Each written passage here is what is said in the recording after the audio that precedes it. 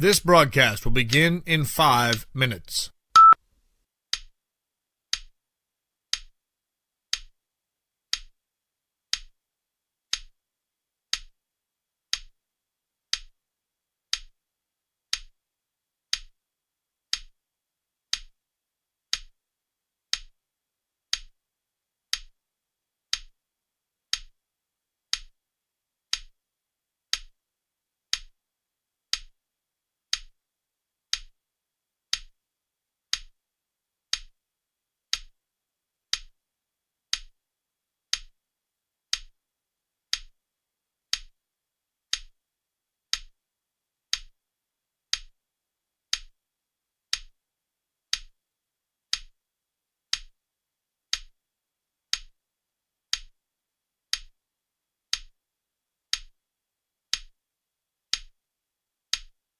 This broadcast will begin in 4 minutes.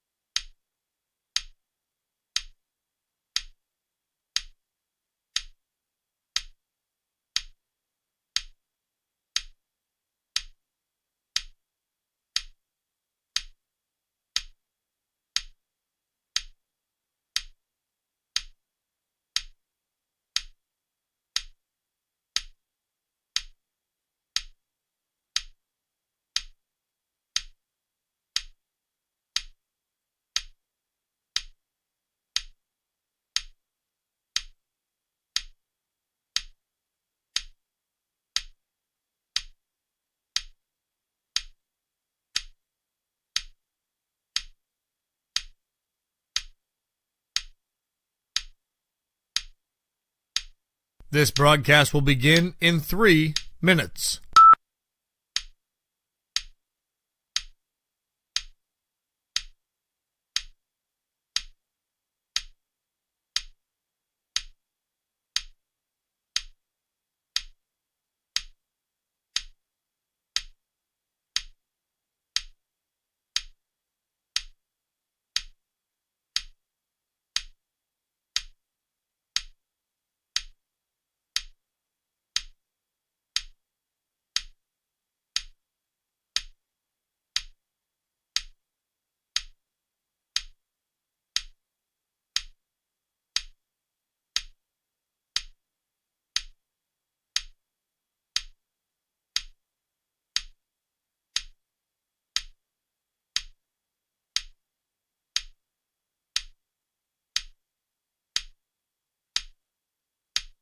This broadcast will begin in 2 minutes.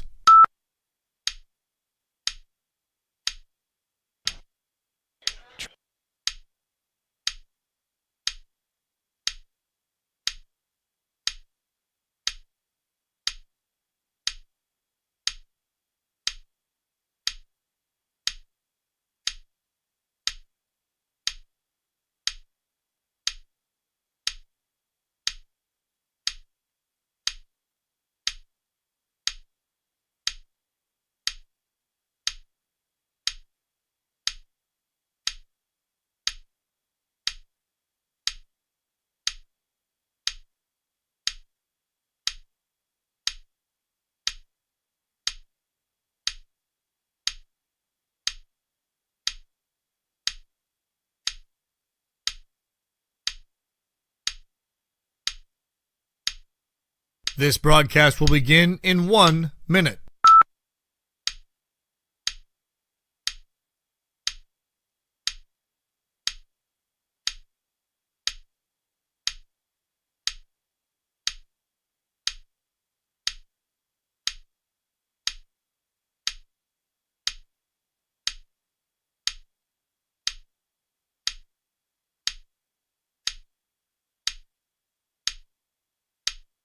This broadcast will begin in 30 seconds.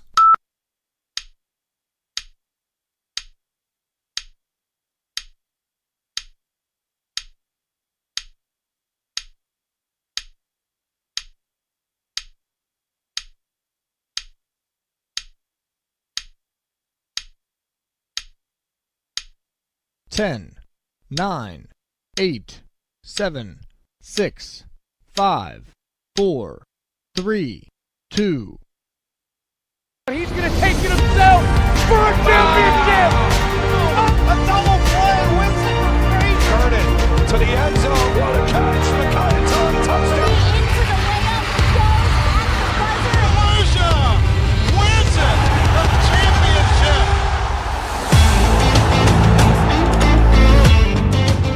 This broadcast is a production of the WJPA Sports Network, presented by CNX Foundation. And welcome to Beth-Center Stadium. Bruce Sikalik joined by George Lammy as we're set for a Tri-County South matchup here tonight as the Beth-Center Bulldogs will take on the Avella Eagles. Great to have you with us. Picture perfect weather here tonight. Natural grass surface. We had some rain earlier this week. Might be a little soft, but otherwise in good condition. And George, great to have you alongside once again. Bruce, thanks. Last time I worked was with you last year down at Bethel, and looking forward to a good matchup here. Class A matchup with Avella and Beth-Center at a field that is familiar to me, by the way. But been here quite some time, and a lot of history here in terms of watching the Bulldogs football. All right, we have the Beth-Center marching band on the field right now as we get set for this one. Our crew here on hand tonight, we said George Lammy alongside our on-site producer, Brandon Bennett. Our game camera operator is Nathan Bennett, and replay camera by Brady Peterson.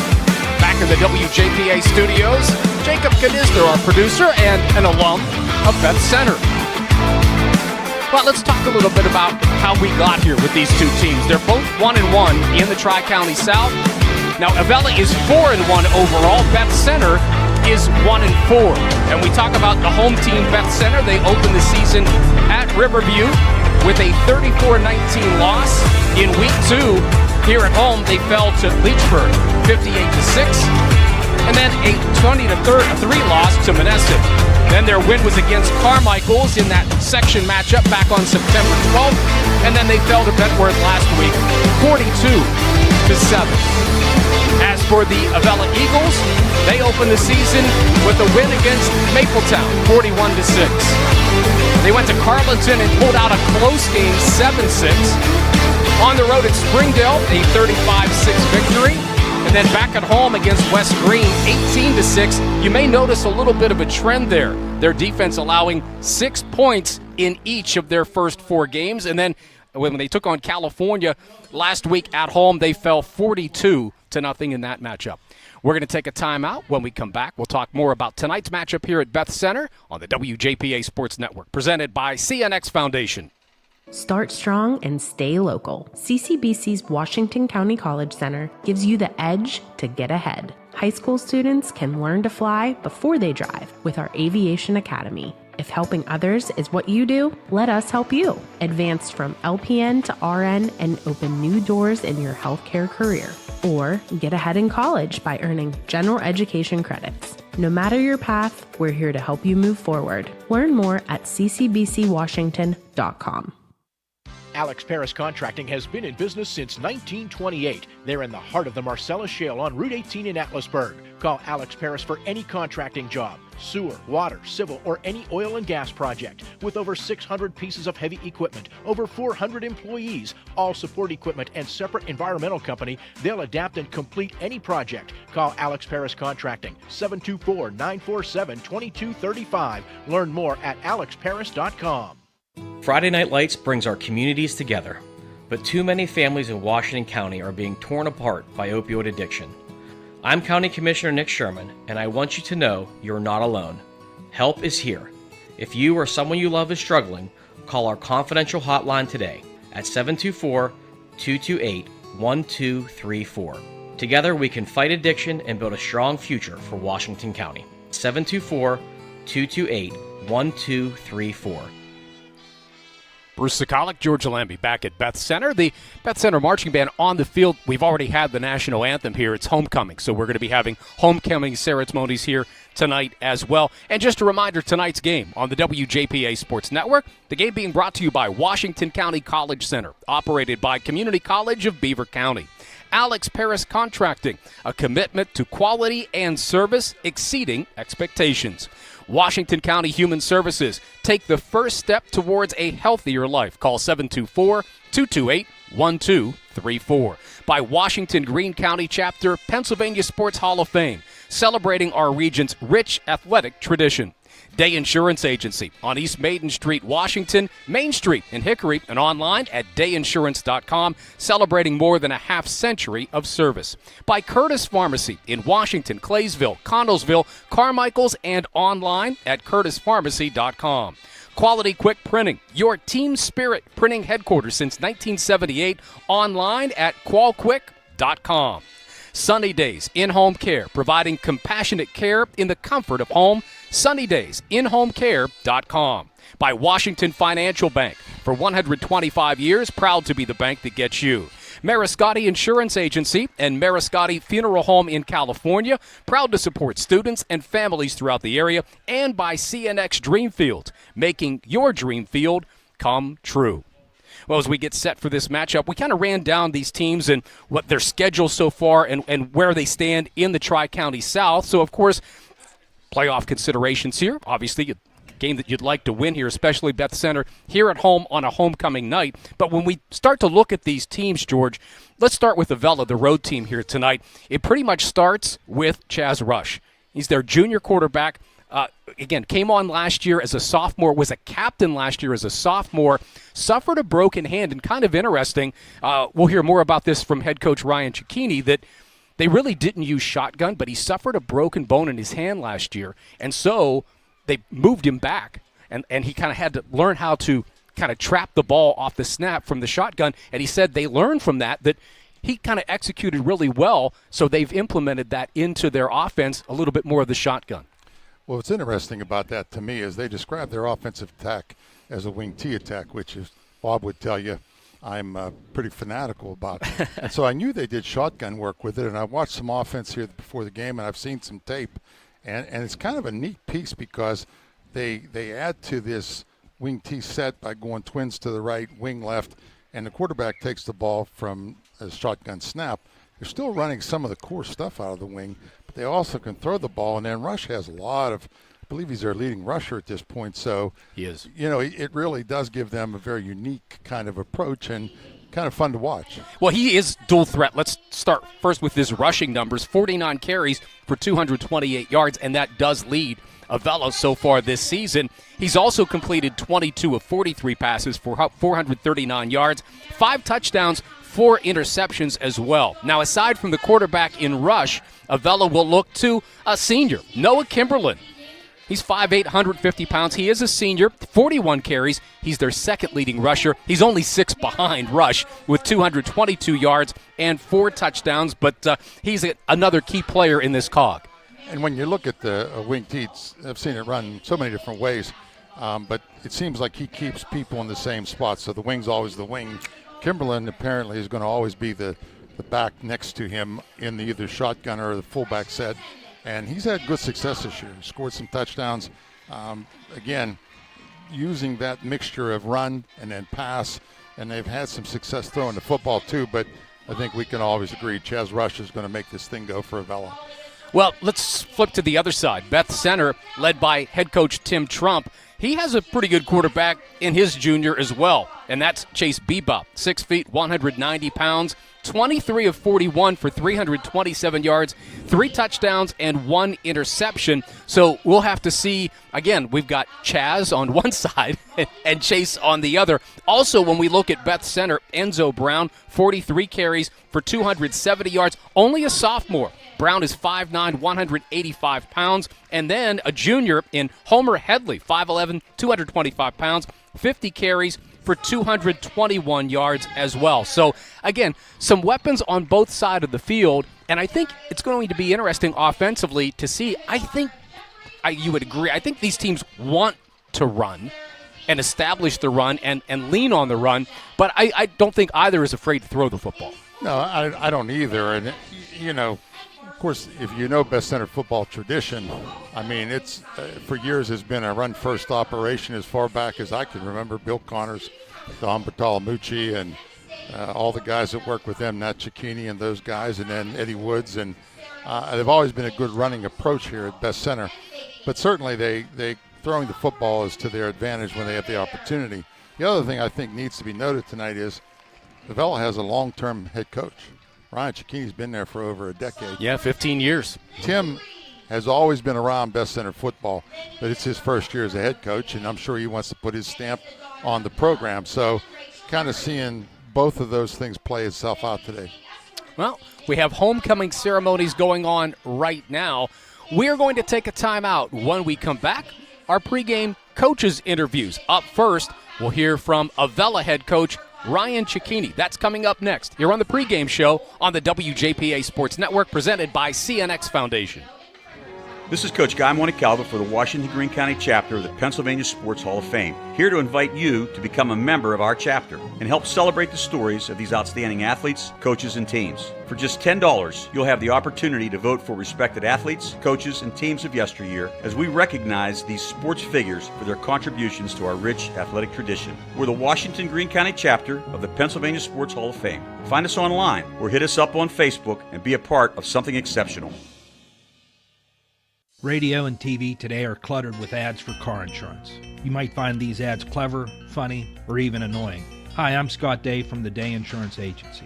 We like to keep things simple. We will give you the best possible coverage at the best possible price with great hometown service without all those gimmicks. Call us to get a free no-obligation quote with Erie Insurance. You might be surprised how much you can save. That's the Day Insurance Agency, 724-228-3448, or online at dayinsurance.com. This is Eric Cushy from Curtis Pharmacy. We don't sign every insurance contract out there. We don't participate in every network. And what we've come to realize is if we take our invoice cost on generic drugs, add a fair dispense fee, we can save you money depending on the medication. No insurance, no middlemen. You have a prescription, you pay us, you're done. If you take generic drugs, this program's for you. Go to our website at curtispharmacy.com, click the Dare to Compare link, and feel free to look up your medication, see how much we could save you. Welcome back to the pregame show. Get set for this Tri-County South matchup and a chance now to talk with Avella head coach Ryan Cicchini. And Coach, first of all, thanks so much for your time. Really appreciate it. Thanks for having me. All right, one of the first questions I wanted to ask you before we talk about your team is I wanted to talk about you. 15 seasons. This is your 15th season as a head coach. I'm just curious. I love to ask the so-called old-timers. Does it, first of all, feel like 15 years? And what's been the biggest change that you've seen in those 15 years? That's 15 years is a long time. I love Avella. I love what I'm doing here, and that's what keeps me going, really. But, yeah, and I look around the room, and I used to be, when I started, I was the youngest coach out of all my assistants and everything. Now I look around the room, and I'm the oldest guy in the room, and it's kind of flipped that way, definitely. As far as the biggest changes, I think even from 15 years ago, I think the focus on player safety has really changed. I think they've instituted some rules, and they kind of look out for a lot of that stuff, and now we have the Guardian caps that you can wear. I think player safety has been the biggest thing I've noticed. I know one of the things, and this was actually touched on in a preseason piece that I saw about you, was just talking about what you've had to deal with the number of players you have to work with. That has to be a challenge, but in the couple of times that I've had a chance to talk to you, that doesn't seem to faze you at all. I guess that's a challenge you seem to like to step up with, right? Oh, yeah, definitely. Getting practices in is hard. We really don't hit much in practice because we can't afford to lose anybody in practice with our low numbers. Also, we have coaches step in and play, offensive, defensive positions just to give our first teams a look and see, as a scout team, it's hard to get in things, and sometimes we'll do a half-line scrimmage, that sort of stuff to keep everything going. And the other side of that, too, is sometimes you don't have certain kids to fit your offense or defense or what you've run the year before. So, I've become very versed in changing systems and running different defensive systems, different offensive systems that actually and adjust them to fit our personnel. So let's talk about your team now. A 4-1 start. You're 1-1 in the Tri-County South. I guess my question is, do you like where your team is at this point of the season? Yeah, I think if you'd have told me at the beginning of the year going into, I guess this is week 5 with week 0, but going into week 5 we were 4-1. I think we would take that, especially after last year. You know, we only won 3 games. It was kind of a tough year, but yeah, we're happy where we're at right now. I believe we're playing pretty good defense, which has been keeping us in games, and our offense I think is starting to come along. Yeah, interesting you say defense. That was my next question, because you started 4-0, and I noticed in each of those 4 games, your defense only allowed 6 points. So tell me a little bit more about your defense. Are they a team-oriented defense, meaning they swarm to the ball? Is it individual players who are stepping up? What are you seeing from that defense? I think we're very much a team-oriented defense. Everybody does their job and steps up, and everybody has a role to play. You know, some guys you expect to make more tackles than other guys. Some guys are more contained guys. But certain individuals have stepped up big time this year for us. In linebacker, Sawyer Kramer and Holden Fisher have both come along tremendously since last year and are playing a huge role in the middle of stopping the run. And Cody Day's our defensive end. He's kind of the shutdown end that we can put on either side or the wide side of the field that he's so tall and long. He's probably 6'4", 6'5", and it's hard to get around him to the outside.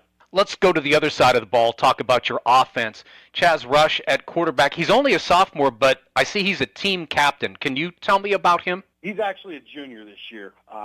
He was a sophomore last year. He was actually a sophomore captain, though, last year, too. So he's been a great leader for us since he's come on board. And you could see that in him as a freshman, the leadership qualities he had even then. He understood the offense and what we were trying to do, and was, actually, probably mid-season, he was helping some of the older guys and telling them what they needed to do on offense and who they needed to block or what they needed to route they needed to run. So very intelligent quarterback, kind of a do-it-all guy. He leads our team in carries as well. He's a dual-threat guy. He can run the ball. He can throw the ball. Very, very happy with his performance this year, and his leadership is unmatched on our team.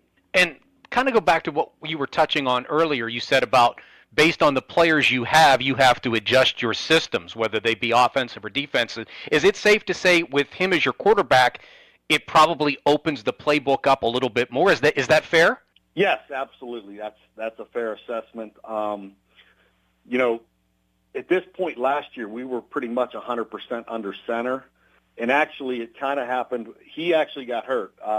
Chaz broke his non-throwing hand and could no longer take snaps under center. So we had to mid-season implement the shotgun last year, and then he really thrived in that. So that's elements we've kept this year, and hopefully he stays healthy and we don't have to worry about him catching snaps with one hand and pinning it against his cast again like last year. But he's taken to the offense very well, and he gives us a lot more options. Coach, let's talk about your opponent here tonight, Beth-Center. What do you know about the Bulldogs? What are you expecting? They have a very good run game. They like running the ball. They got a 3-headed monster at running back in Tegan Veach, Enzo Brown, and Homer Headley. Veach is like the speed guy. He's their lightning, I guess you would call him. Headley's a bigger running back. He's, the fullback, 230 pounds or so. He's kind of their hammer. And then Enzo Brown is kind of like the middle-of-the-road guy, do-everything guy. He can block. He can run. He's kind of the guy that, has decent speed. He can kind of do everything. So it's going to be a big challenge to stop those 3 guys tonight. So is that the key to victory, do you think? Is there one thing that you must do to win this game? I think we have to stop the run. We'll limit their running game, and if we can do that, we'll put ourselves in position to win this game. All right, very good. Avella head coach Ryan Cicchini. Coach, again, appreciate the time. Best of luck tonight. Thank you very much. All right, we'll have more on our pregame show. It's coming up here on the WJPA Sports Network, presented by CNX Foundation. Since 1978, Quality Quick Printing has been a single source for all your business, organization, and corporate printing needs. A full-service digital document solution center, high-speed digital copying, large format, design and finishing, direct mail services, and so much more.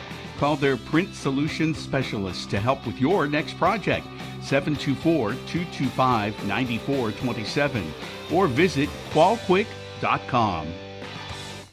We go into individuals' homes and provide non-medical care for mainly senior citizens, but also people with disabilities. For Sunny Days In-Home Care, John Bennett. We do stuff like bathing, grooming, meal preparation, take people to doctor's appointments. Someone needs a little bit of assistance to help them stay in their home instead of going into a facility, and we like to come in and be the people that do that for them. Sunny Days In-Home Care, providing compassionate care for your loved one in the comfort of their home. Find out more, sunnydaysinhomecare.com. You deserve a bank that lifts up your business, that shares your spirits and your taste for success. At Washington Financial, we pride ourselves on crafting solutions that are as one of a kind as your business is. Go with the bank that gets you. Washington Financial Bank. Welcome back to the pregame show. I'm joined now by Beth-Center coach Tim Trump.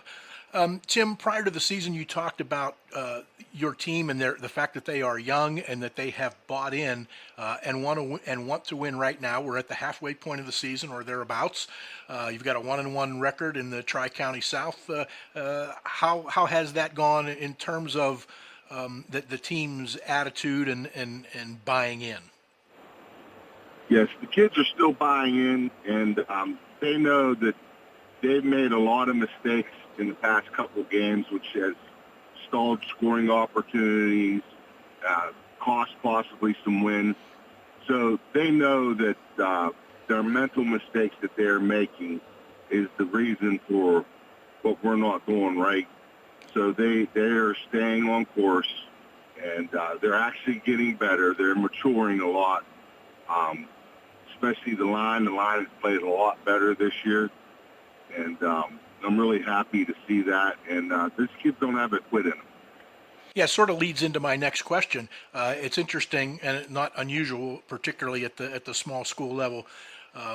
Despite your team's youth, you returned 20 of 22 starters from last season. So one thing you always look for from young players is growth, and I suspect you've seen some of that. Yes, I have. A lot of growth, actually. At the beginning of the year, it's always tough because, they're still young. They're still 14, 15. So they're still just not mentally mature enough. But the kids today, they're just, because kids are older and wiser, they're picking up a lot faster. So they are, like I said, out of those 20 returning starters, minus the injuries that's killing us also, they're getting better. They are getting better.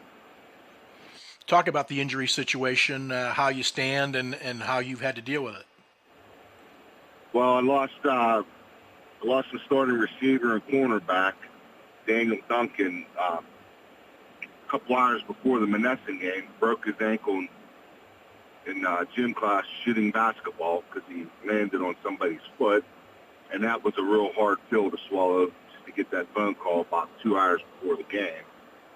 And the other gentleman that we lost this year because he had shoulder surgery, and was Xander Day. He had to get his other shoulder done, so he's out for the rest of the year. And, kids just getting nagging injuries here and there. And believe it or not, right now we're dealing with the flu bug going around. Kids are getting flu, so they have to miss practice here and there, and it's really hard. Just in general terms, as far as back to the on-field product, has anybody jumped out to you this season, or has anybody surprised you in terms of the growth that we've talked about? I think all four of my backs have really played very good parts in their offense this year. But Enzo Brown's really running the ball really well, and Homer Headley, he's been a real surprise. I mean, I knew he had it in him. He's a pretty tough player, and Tegan Beach has definitely no quit in him. Sincere Cruz, he was our leading tackler the first 2 games at that safety spot. Now he doesn't get as much touches as the other ones. He's more of a slot receiver. So we're trying to get him more involved with the offense at that slot position. Let's talk about Avella. What have you seen from them? What type of challenges do they present to you tonight? Yes, they're believe it or not, they show no quit in them. I was impressed with how these kids, watching the film of last week, what was going on. They did not quit. They just kept coming and coming, and and they're sticking to their game plan, and they don't derail off of it. Last question: What is the one key thing or several key things that you feel are important or keys for a victory for Beth-Center tonight? Yes, limit our mistakes, their mental mistakes, so as far as penalties goes, and the line has to keep growing because my line's getting better, and I expect big things from my line. They're all young, and if we do those things, and then tackle. If we block well, tackle well, everything should be good and no mental mistakes. That's Beth-Center head coach Tim Trump. Coach, thanks for being with us. Best of luck tonight. All right, thank you. Our pregame show continues right after this on the WJPA Sports Network, presented by CNX Foundation. The Mariscotti Insurance Agency and the Mariscotti Funeral Home in California are proud to support students and families throughout the area. The Mariscotti family provides honest service with a commitment to excellence to families and businesses in Washington, Greene, and Fayette counties. For nearly 50 years, the Mariscotti family has served the community, and they look forward to the next 50 years. The Mariscotti Insurance Agency on 3rd Street and the Mariscotti Funeral Home on 4th Street, supporting the Bearcats, Bulldogs, Falcons, and Trojans. My Dream Field has a scoreboard with a giant TV. My Dream Field has dugouts for our mascot to dance on.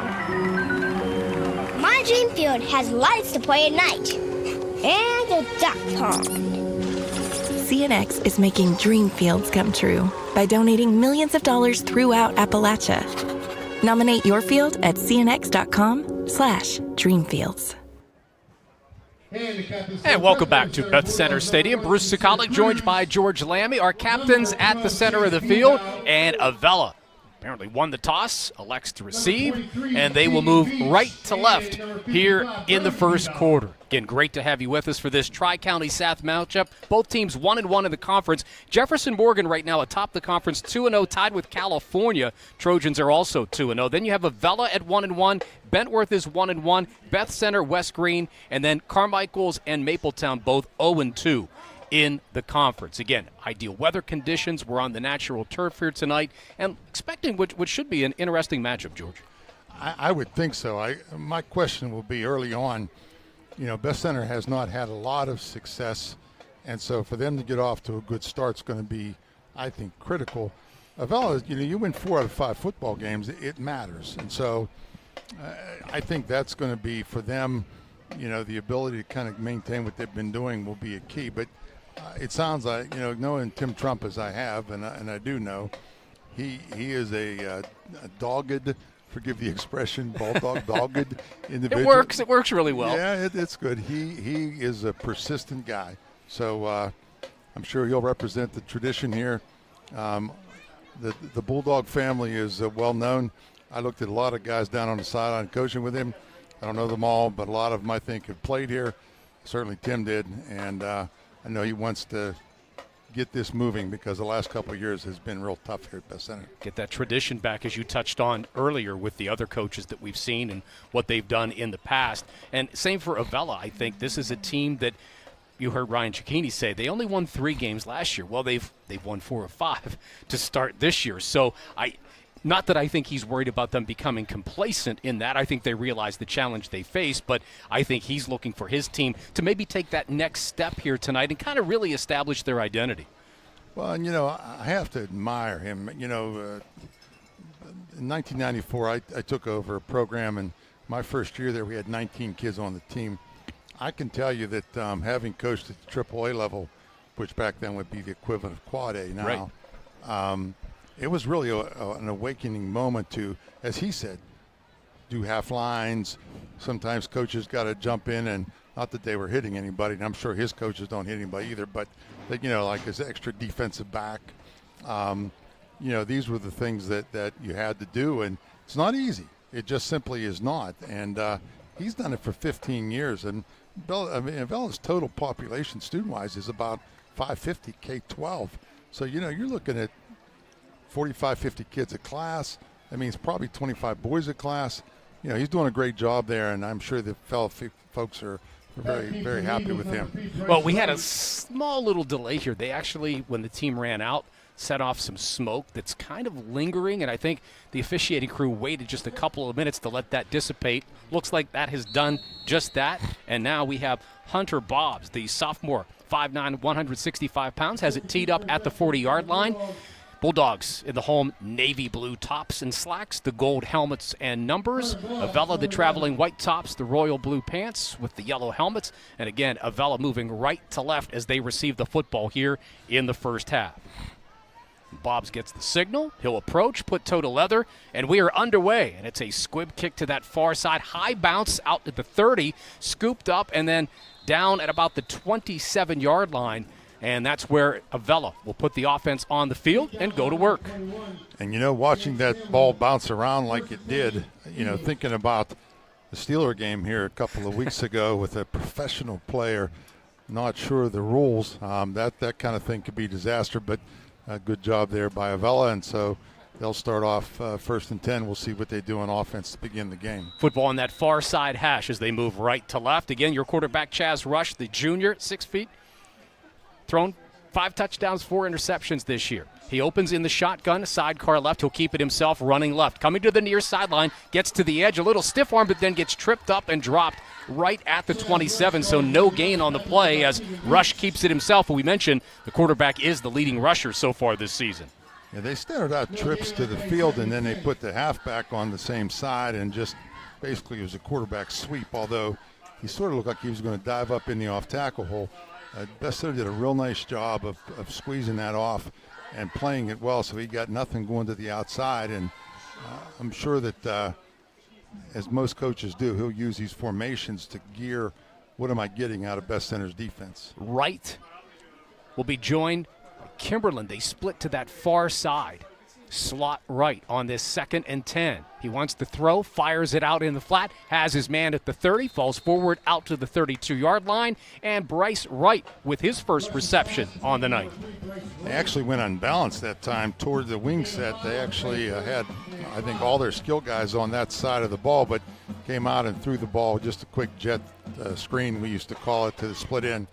Makes a nice throw out of it, makes 3rd down at least somewhat manageable for the Eagles. Yeah, gain of 5. Football again at the 32-yard line. Opening possession in this Tri-County South matchup. Great to have you with us here on the WJPA Sports Network, presented by CNX Foundation.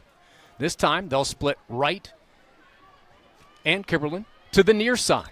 And now a penalty flag as they come set at the line, and it will be procedure against the offense and cost them 5 back to the original line of scrimmage. And that's when the coach has to carry his Rolaids with him, because that gives you a good bit of heartburn. But first series, and probably to understand that that's the case. Beth-Center's come out. It looks like they're a 4 down front, trying to get a read on if they're 4-4 or 4-3. It kind of looks like 4-4 right now. Tim Trump talked about his down guys a little bit, and my suspicion is he's pretty happy with them. I look at out there, Don Minucci is 6'3", 270. He is, by all descriptions, a large American, and I'm sure he's going to be a disruptor. And now we get a timeout. Ryan Cicchini takes the timeout. I think they were just taking too long back in the huddle as well, so we get the timeout. We will keep it here during this timeout. 9:57 left in this first quarter, just underway. In fact, we're just 2 plays in, so maybe I don't want to call it a shaky start, but you get the penalty and then have to take the timeout.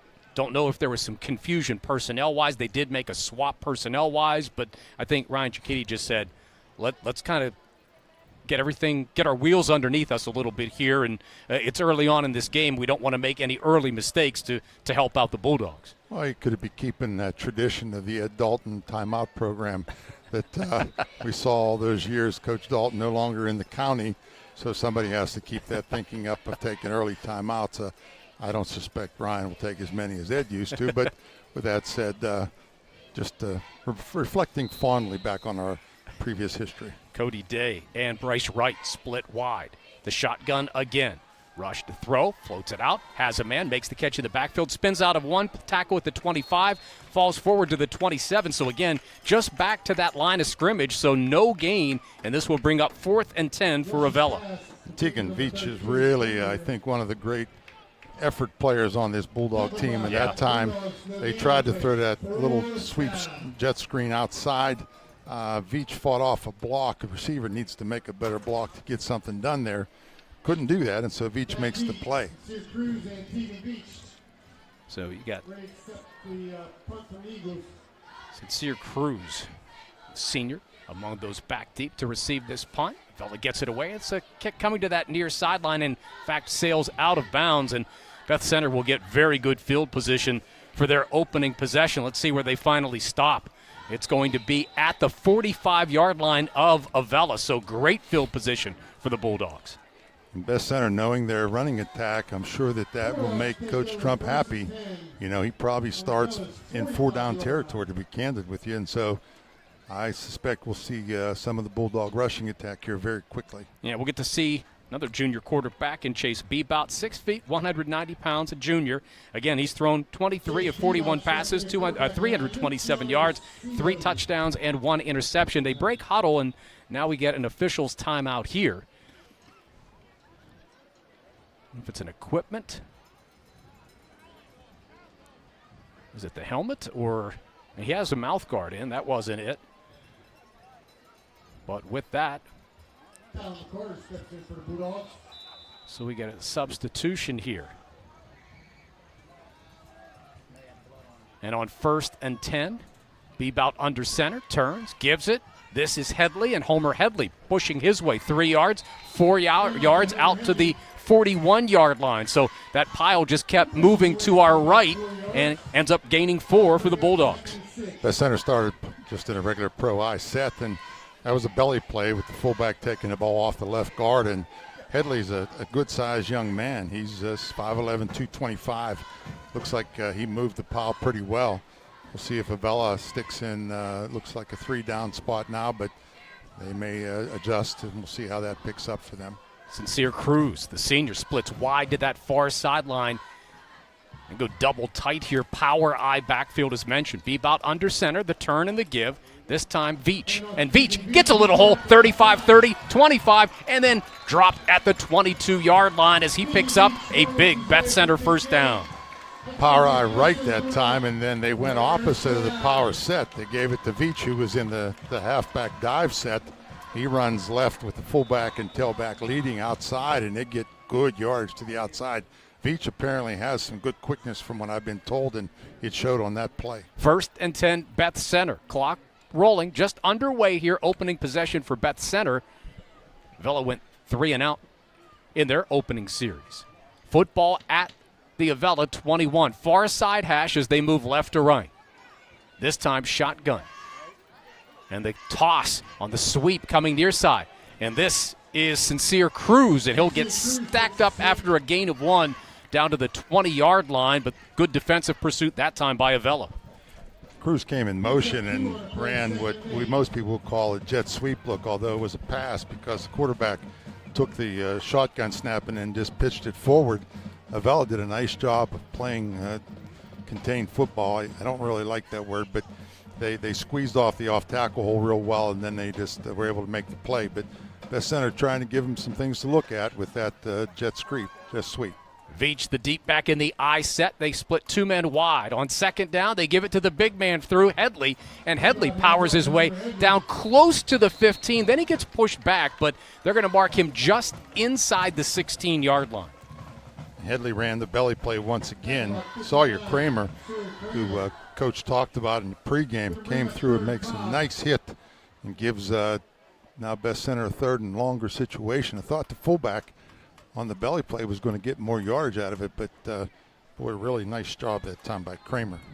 3rd and 5 at the Avella 16-yard line. Bulldogs again show that full house set this time. Enzo Brown has checked into that backfield in that power eye look. Veach the deep back, some movement up front, and we get the penalty flags, and this should give Beth-Center the first down. Not sure if the quarterback's using voice inflection, the Aaron Rodgers approach, I guess we can refer to. And it is indeed a first down for the Bulldogs, so good discipline in that situation. And the other thing about that that's important is now Avella is going to have to sit a little bit more on their heels in terms of trying to get off on the snap. Football at the 11-yard line, so 1st and 10. Again, Sincere Cruz splits as an end wide to that far side. Veach the deep back in the power I set. Bebout turns, gives, instead, nope. It's going to be Brown, Enzo Brown to that left side, turns the corner, takes it in on an 11-yard touchdown run, and Beth-Center's on the board first. In true Beth-Center fashion, that was the counter play out of the power I, fake one way. The dive back gets the football going the opposite way on counter action, and nobody got a hand on him. Good quickness on Brown's part, and he gets the touchdown. And I've seen that play run, I don't know how many times through the years. Just one of those Beth-Center staples that they do so well. So, opening possession, short field to work with, and Beth-Center takes advantage, 45 yards on that opening drive. And now the extra point attempt. Low snap, they get it, the hold down, the kick is up, high enough, long enough, and it is good. And that extra point by Hunter Bobbs.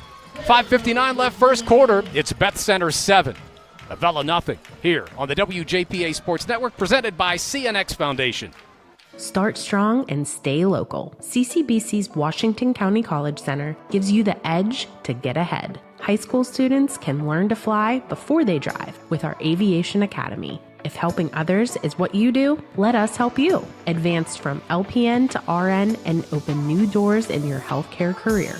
Or get ahead in college by earning general education credits. No matter your path, we're here to help you move forward. Learn more at ccbcwashington.com. Alex Paris Contracting has been in business since 1928. They're in the heart of the Marcellus Shale on Route 18 in Atlasburg. Call Alex Paris for any contracting job, sewer, water, civil, or any oil and gas project. With over 600 pieces of heavy equipment, over 400 employees, all support equipment, and separate environmental company, they'll adapt and complete any project. Call Alex Paris Contracting, 724-947-2235. Learn more at alexparis.com. Friday Night Lights brings our communities together, but too many families in Washington. And after that 45-yard drive that covered 5 plays, Beth-Center up 7-0. The Bulldogs kick it away, and it goes out of bounds on that far sideline. Beth-Center appears not to want to put the ball deep, I guess, concerned about the receiving team from Avella, and then the ball going out of bounds, although that time the deep back didn't get up very much. I guess it was obvious it was going out of bounds, but not wanting to see that happen again.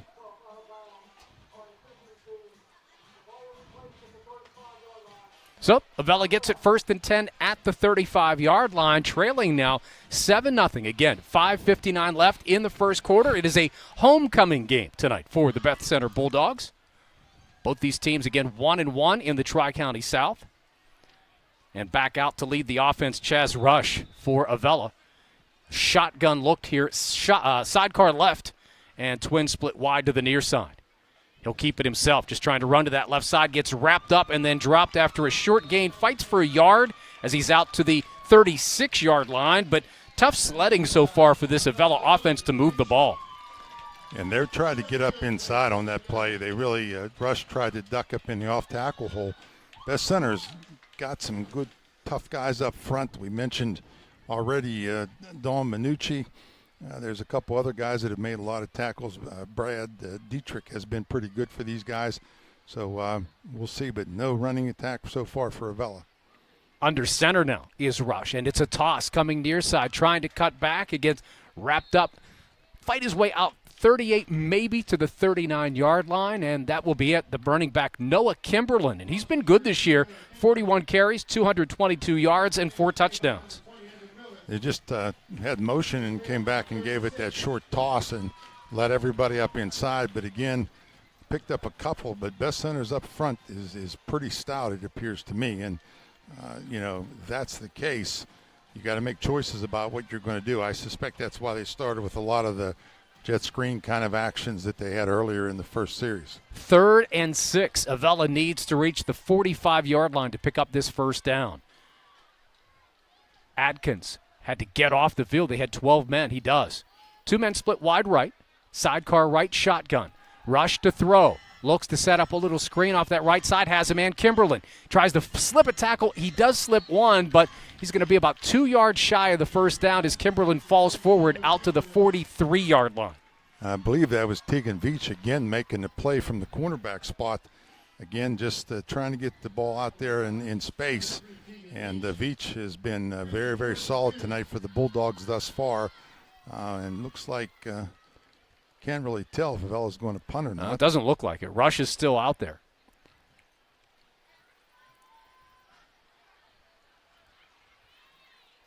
Rush actually lined up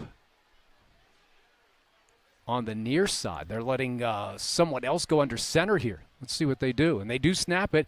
They fake the toss, and they give it up the middle, slipping through a hole, across midfield, down to the 45. First down and more. Noah Kimberlin, the ball carrier. So, boy, they really switched things up there, trying to see who it was who went under center. It may have been, and I'm not sure, Wright, but I'm not positive on that. But they actually had Rush come to the near side as an end, and then they kind of faked it to him, and that set things up for Kimberlin to take it up the middle.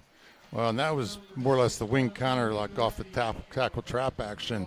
Beautifully run that time. Good blocking, and then nice job by Kimberlin to turn it vertical, which is always a tough thing for some kids to figure out. And they convert that big 4th down play in their own territory. 1st and 10 Avella. Here's a toss off the right side, trying to get to the corner, but just too many dark blue jerseys there. This is going for a big loss all the way back near the 48. And Chaz Rush, I believe, was the ball carrier from the halfback position at time. I could be wrong, but I think that was the case. But they're just trying now to run some simple toss action out of their, like the wing tee set. And Beth-Center has done a very nice job of getting upfield and stuffing that. So Avella's got to I think they got to figure out how to get the running game just a little more solid here. 2nd and 15. That was a loss of 5 back to the 48. Clock rolls, under 2.5 left, first quarter. Rush this time will go under center.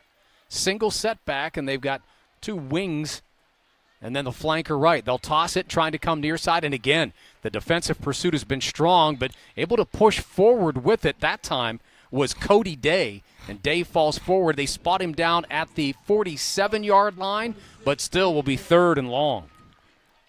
It appears to me, and I don't know, it could be reading, but the linebackers for Beth-Center, the 2 inside guys, they seem to be coming hard on action. Again, I don't know if it's blitz or just simply if they have a motion that goes one way that they fire the appropriate gaps that they're assigned to, but they're coming hard, and they're making penetration, giving Avella a hard time to get upfield.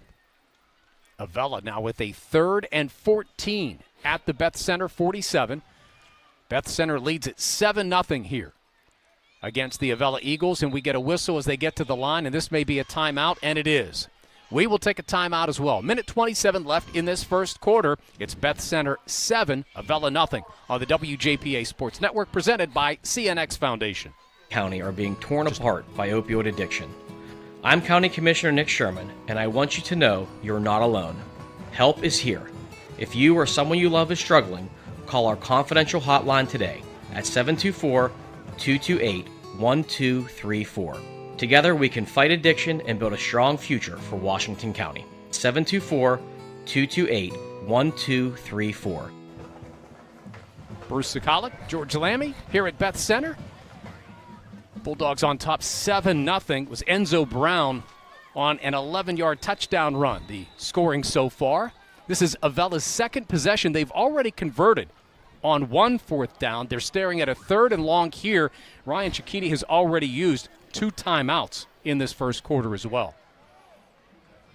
We mentioned the 3rd and 14. Avella needs to get to the 33-yard line to pick up the first down here. Rush now goes shotgun. Sidecar left. Twins split to the near side as they move right to left. Looking to throw. Pressure comes. Rolls to his left. Steps up. Firing deep downfield. has Kimberlin, but Noah Kimberlin can't reach it, overthrown down near the 18-yard line, and now it's a 4th and 14. Early on that play, he looked to be looking toward the post cut. I think the tall young man, and I'm trying to get his number right now, but I think they were looking for him, and then Kimberlin was able to kind of slip and run what we call the wheel route. Maybe he could have hit it, but going to his left, certainly not easy for Chaz Rush to throw the football. That takes a lot of practice. So 4th down, 4th and 14, and Avella will go for it. Second time in this drive they have done so. They converted the first time. Wright splits wide to the far side. Adkins is over there as well. Rush from the shotgun, and he's got a sidecar to his right. Snap comes, takes a straight drop, wants to throw. Seth's just going to fire it deep downfield. Has a man behind the defender, goes up, takes the catch, and in for an Avella touchdown, and it will cover 47 yards. A beautiful throw that time by Chaz Rush. And I think that's what they were looking for the last time, and if partner, I can't get a number. Bryce Wright actually hauled it in. Bryce Wright. He had the post cut. He ran a great route and then fought for the ball. Important to mention that he goes up for the ball, good hand strength, but the Rush puts the ball out there where he can go get it. And that's exactly the way you want to do that. And so Avella comes up with a huge play. They were trying to put together some running game, but that pass will do just fine. On for the extra point. Guess who? Bryce Wright. Right-footed kicker. High snap, brought down nicely. They get the kick away. It's up, and it's good. So a big 4th down conversion turns into a 47-yard touchdown pass. And with 1:10 left in the first quarter, it's Avella 7, Beth-Center 7 on the WJPA Sports Network, presented by CNX Foundation. This is Coach Guy Montecalvo for the Washington Greene County chapter of the Pennsylvania Sports Hall of Fame, here to invite you to become a member of our chapter and help celebrate the stories of these outstanding athletes, coaches, and teams. For just $10, you'll have the opportunity to vote for respected athletes, coaches, and teams of yesteryear as we recognize these sports figures for their contributions to our rich athletic tradition. We're the Washington Greene County chapter of the Pennsylvania Sports Hall of Fame. Find us online or hit us up on Facebook and be a part of something exceptional. Hi, I'm Scott Day from the Day Insurance Agency here in Washington. When was the last time you reviewed your homeowner's policy? In recent years, the price of homeowners insurance has gone up dramatically. In fact, some companies have raised their rates by as much as 35% in the last year. If you haven't reviewed your coverage lately, now is the time. You might be surprised at how much you can save. Call us at 724-228-3448. Visit us online at dayinsurance.com or stop by one of our offices in Washington or Hickory. Welcome back to Beth-Center Stadium. The Avella touchdown again covering 47 yards. The extra point good, and 1:10 left. We're tied at 7 in this Tri-County South matchup, and boy, I think Avella needed that. They got the big play when they needed it. There's a squib kick scooped up by Beth-Center at the 35, out to the 40 and pushing forward near the 42-yard line on a short return. But again, that squib kick to the right side set up that return. I wonder if that was can't tell. It could have been I know this much. Homer Headley runs a lot like that young man ran there, but no, it wasn't. He's going in from the outside, so I digress. But, yeah, that was a nice power run on that young man's part. So Beth-Center gets the football back. Again, Enzo Brown, an 11-yard touchdown run on their opening possession, and now we get an official's timeout. Seem to be pointing over to this near sideline. Not sure if there's a vehicle with maybe headlights or something. They're pointing up on that sideline, up on the hillside, I should say. And I think that's what it might be. There might be lights on the vehicle that are shining right down onto the field.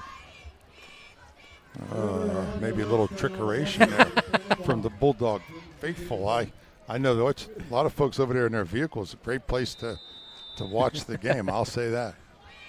1st and 10.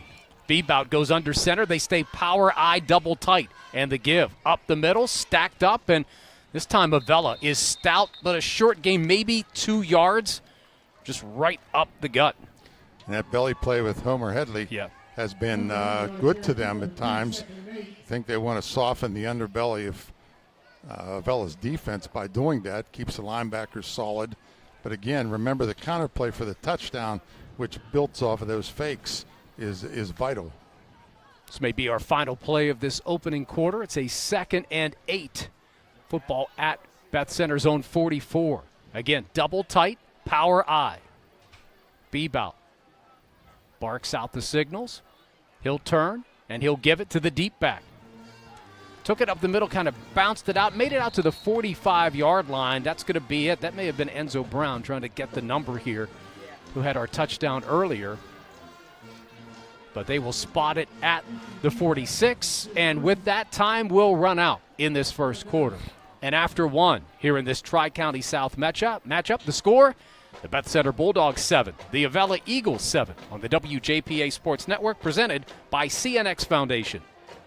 This is Eric Cushy from Curtis Pharmacy. We don't sign every insurance contract out there. We don't participate in every network. And what we've come to realize is if we take our invoice cost on generic drugs, add a fair dispense fee, we can save you money depending on the medication. No insurance, no middlemen. You have a prescription, you pay us, you're done. If you take generic drugs, this program's for you. Go to our website at curtispharmacy.com, click the Dare to Compare link, and feel free to look up your medication, see how much we could save you. Whether in the stands or watching from home, show your team spirit with custom printing from Quality Quick. They are your local partner for vinyl banners, fan apparel, and yard signs to help celebrate your home team. Quality Quick has been a proud print supplier for local schools and boosters in the community since 1978.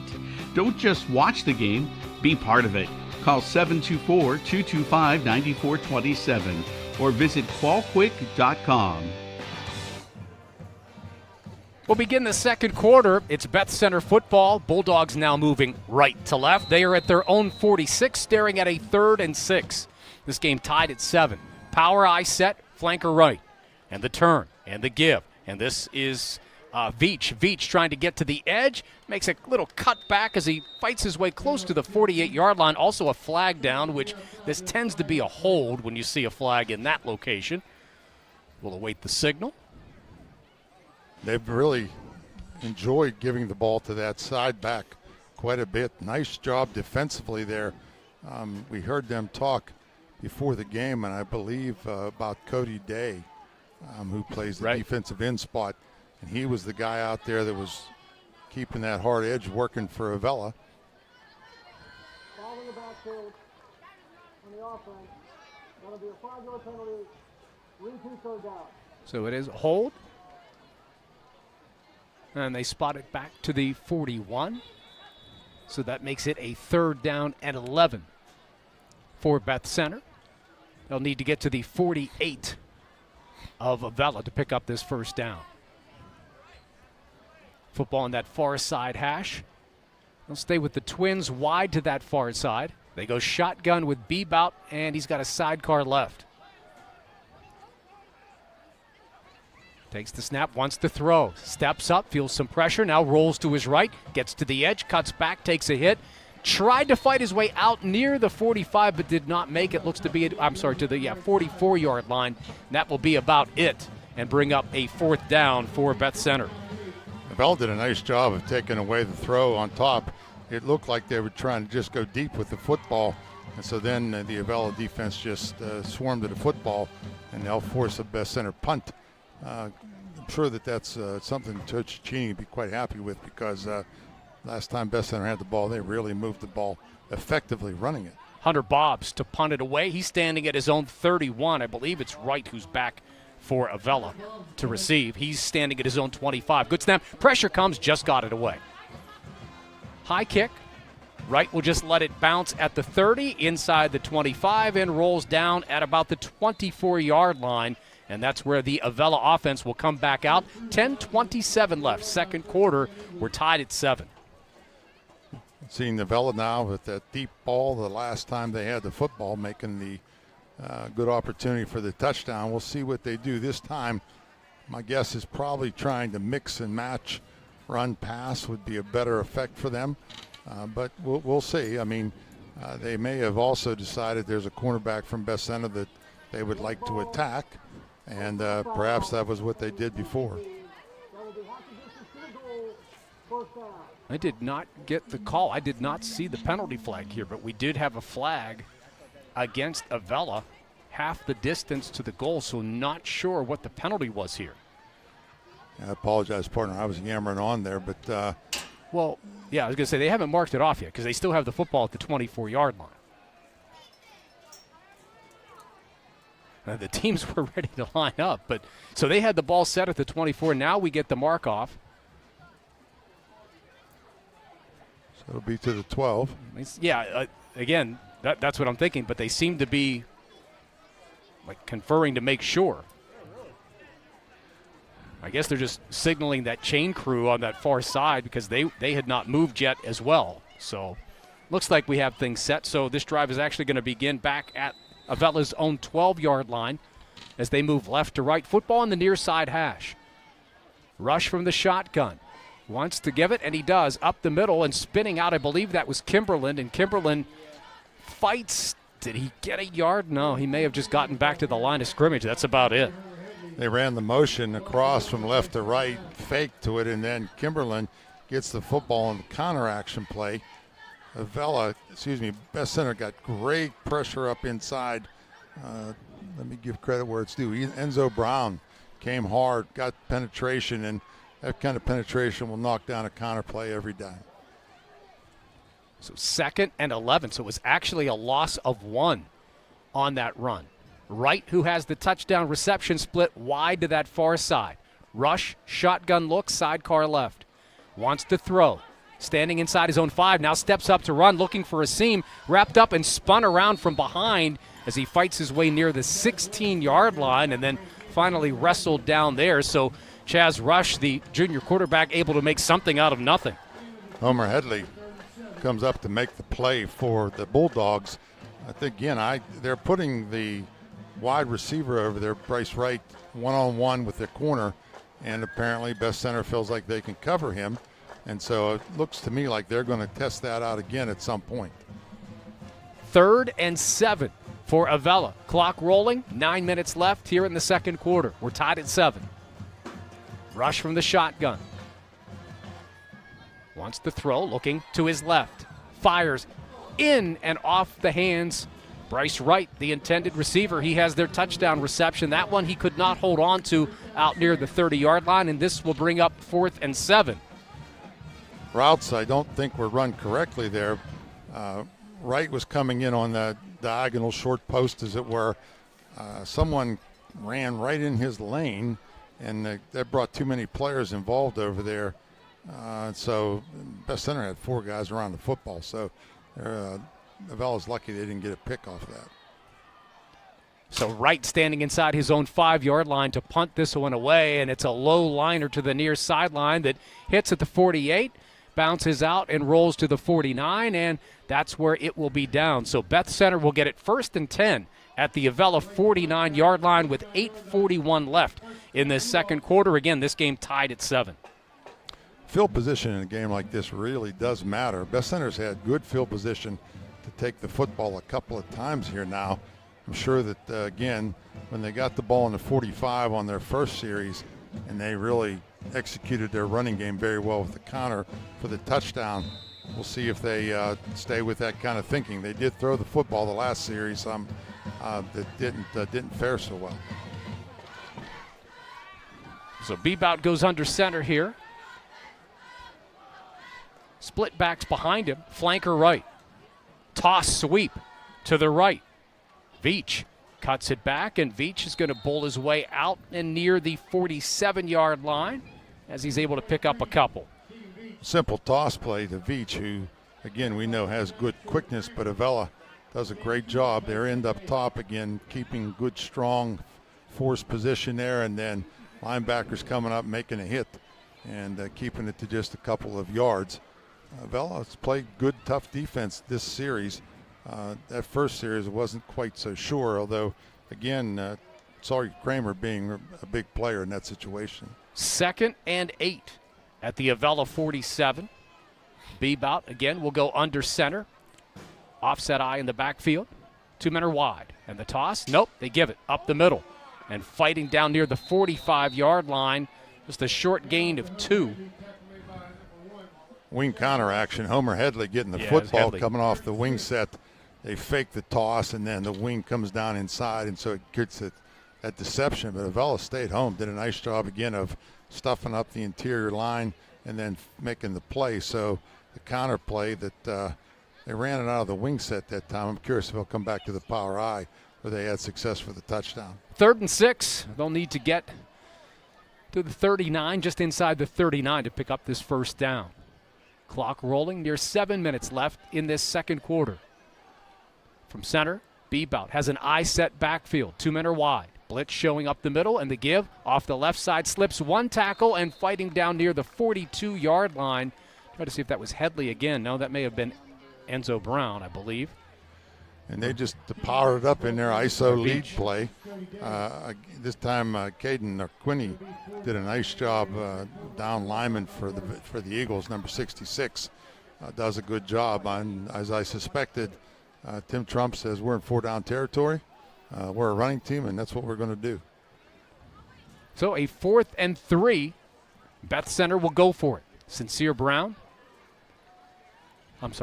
Cruz into the lineup, and he will split as an end to the near side for the Bulldogs. Power I set in the backfield with Bebout under center.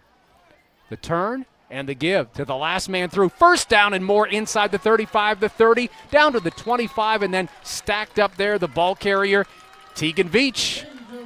5'9", 160 pounds, and doing the damage there. Same play they score on the touchdown. It's the counter play, faking to the fullback and tailback, the halfback and the dive set coming the other way and making a great run out of it. Getting some good blocking, too, up front. The big boys up front doing a good job of making something happen. Got to look at Bradley Dietrich, number 54, doing a good job of pulling and making a trap play. And Beth-Center comes up with the first down. Cruz goes wide to the far side this time. They say power I set in the backfield. And the give off the right side is Veach. He dances, spins inside the 20 down near the 19-yard line, and another good gain, and kind of seeing Tegan Veach feeling it right now. Well, and again, it's just the same play going the other way. They had the power I back set to the left. They fake, and then Veach gets the football going the opposite direction. And Beth-Center is really moving the football. I guess it's just the turf here. We're not seeing the flags. It's just kind of mixing in. But, yeah, so we had a penalty here on Beth-Center, so that's going to negate that nice run by Veach, and the penalty will move it back to the 30-yard line. I think Beth-Center has found, though, that counter play is good for them. So I think we'll see more of that. And the power game going up in there as well. But they're playing Bulldog football right now. So at 1st and 15 here, right? Ball at the 30. And the turn and the give, trying to dance outside, but the defense said no there. Good, strong defensive play that time by Avella to snuff it out and throw it for a loss back at the 31. Little different look. Faked the ball to the fullback and then gave the ball to the tailback coming up inside, trying to get an idea of who the tackler was there. Nice play on his part. Didn't quite pick that up, but Avella is stout there. And with that penalty, this puts them in a much better position now because, Beth-Center's got a lot of yards to go to get a first down. Yeah, 2nd and 16. They stay with that power I set in the backfield. And the turn. And this time again, it's Veach off the right side. He's got room, turns the corner, has the first down. I believe if he stayed in bounds, it looked like he did. He's right out of bounds where the sticks were. I think he was able to pick up that first down on a 16-yard run. And what you're seeing there that's really difficult from a defensive standpoint is when both of the fullback and tailback dive up in there, and they're real good at hiding the football, and then Veach is just coming right off the tailback's butt and going to the other side, and the defense can't find him. And he's quick, and their quarterback does a great job of faking, and Beth-Center really is riding that play for good success. And he actually stepped out at the 16. He did not get the first down, so this is a 3rd and 1 at the Avella 16. Tied at 7 here at Beth-Center. The turn, and again they do it, this time to the near side. Slips a tackle inside the 10 and down near the 5-yard line. That's Enzo Brown, the ball carrier. And again, the same concept, counter from right to left, same faking action. And the backside of Avella's defense has got to close better on that play, because Beth-Center will, as is Beth-Center's tradition, they'll run that till you weep openly. So you've got to stop it before they'll get away from it. First and goal at the 5. Football setting right in the middle between the hash marks. So they've got plenty of room to either side to operate. Bebout goes under center. Power I backfield. Sincere Cruz flanked to the near side. The turn, and they give it first man through this time. Homer Headley down. Where did they put him? At about the 2, it looks like. Just power football up the middle that time, and looks to be just inside the 2. Just a straight give. Headley going over the left guard. Again, all part of that offense, and so Headley keeps those linebackers now saying, okay, I got to honor the fullback dive. So if the tailback or the halfback get the ball, it really creates a lot of issues in terms of how do we control all this offense. And Beth-Center is doing a great job of running the football the way they like to. So a second and goal at the 2. It's Beth-Center 7, Avella 7. Clock rolling, under 3 minutes left in the second quarter. Bebout again goes under center. They stay with that same double tight power eye look. He'll bark out the signals. The turn and the give off the right side of the defense was ready that time. No chance. The defense just too much penetration up front. They'll throw this for a loss. I think that was Sincere Cruz who got the football in that situation. Sincere's a skilled guy, runs real well, but Avella got upfield real hard on that play because it looked like they were trying to bounce it from the power eye to the right and out beyond. But a great job, and we're thinking that I think Cody Day again makes a big part of that defense when they run toward his side. Loss of 4, so third and goal from the 6. Football on the far side hash as Beth-Center moves right to left here. 2 minutes left, second quarter. And the turn, the toss coming near side, looking. Veach trying to get there, some white jerseys. They're going to wrap him up and throw him down. Enzo Brown, and he goes down at the 10-yard line. So it will be a fourth and goal from the 10. And Chaz Rush, number 1, came flying up, makes the hit on that toss play. Big defensive moment for Avella. If they can keep Beth-Center out of the end zone or off the board here, that will be, I think, big kudos as they're getting close to the half.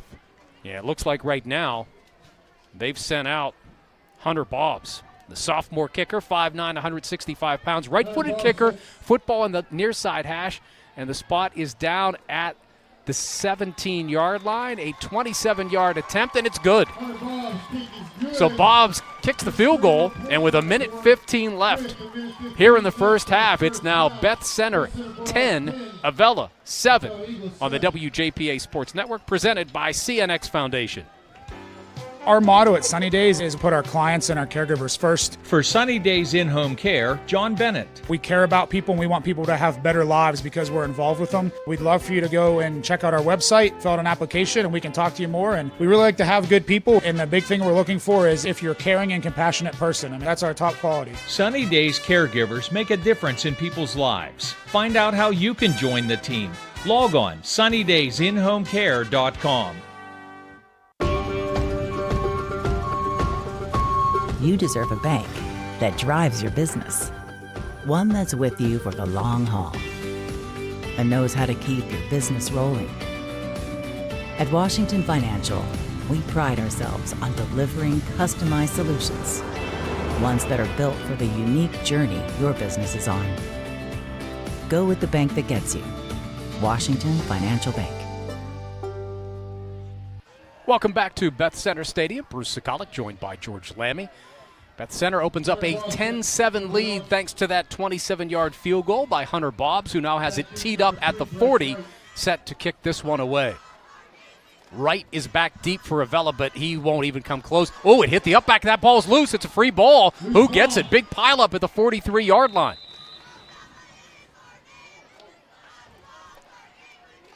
It went off the leg. Beth-Center says they have it, but no, Avella was able to get the football back, so they have 1:08 to work with here in this second quarter. And I'll tell you, partner, that's one of the best things you can do on a kickoff is aim for somebody and hit them. because then it creates all kinds of issues. I'm not sure if Beth-Center was doing that intentionally, but nonetheless, Avella fortunate to recover the football, and so they have 1st and 10 at the 42-yard line. 4th possession of this first half for Avella. They trail by 3, 1:09 on the clock. Chaz Rush, shotgun look here.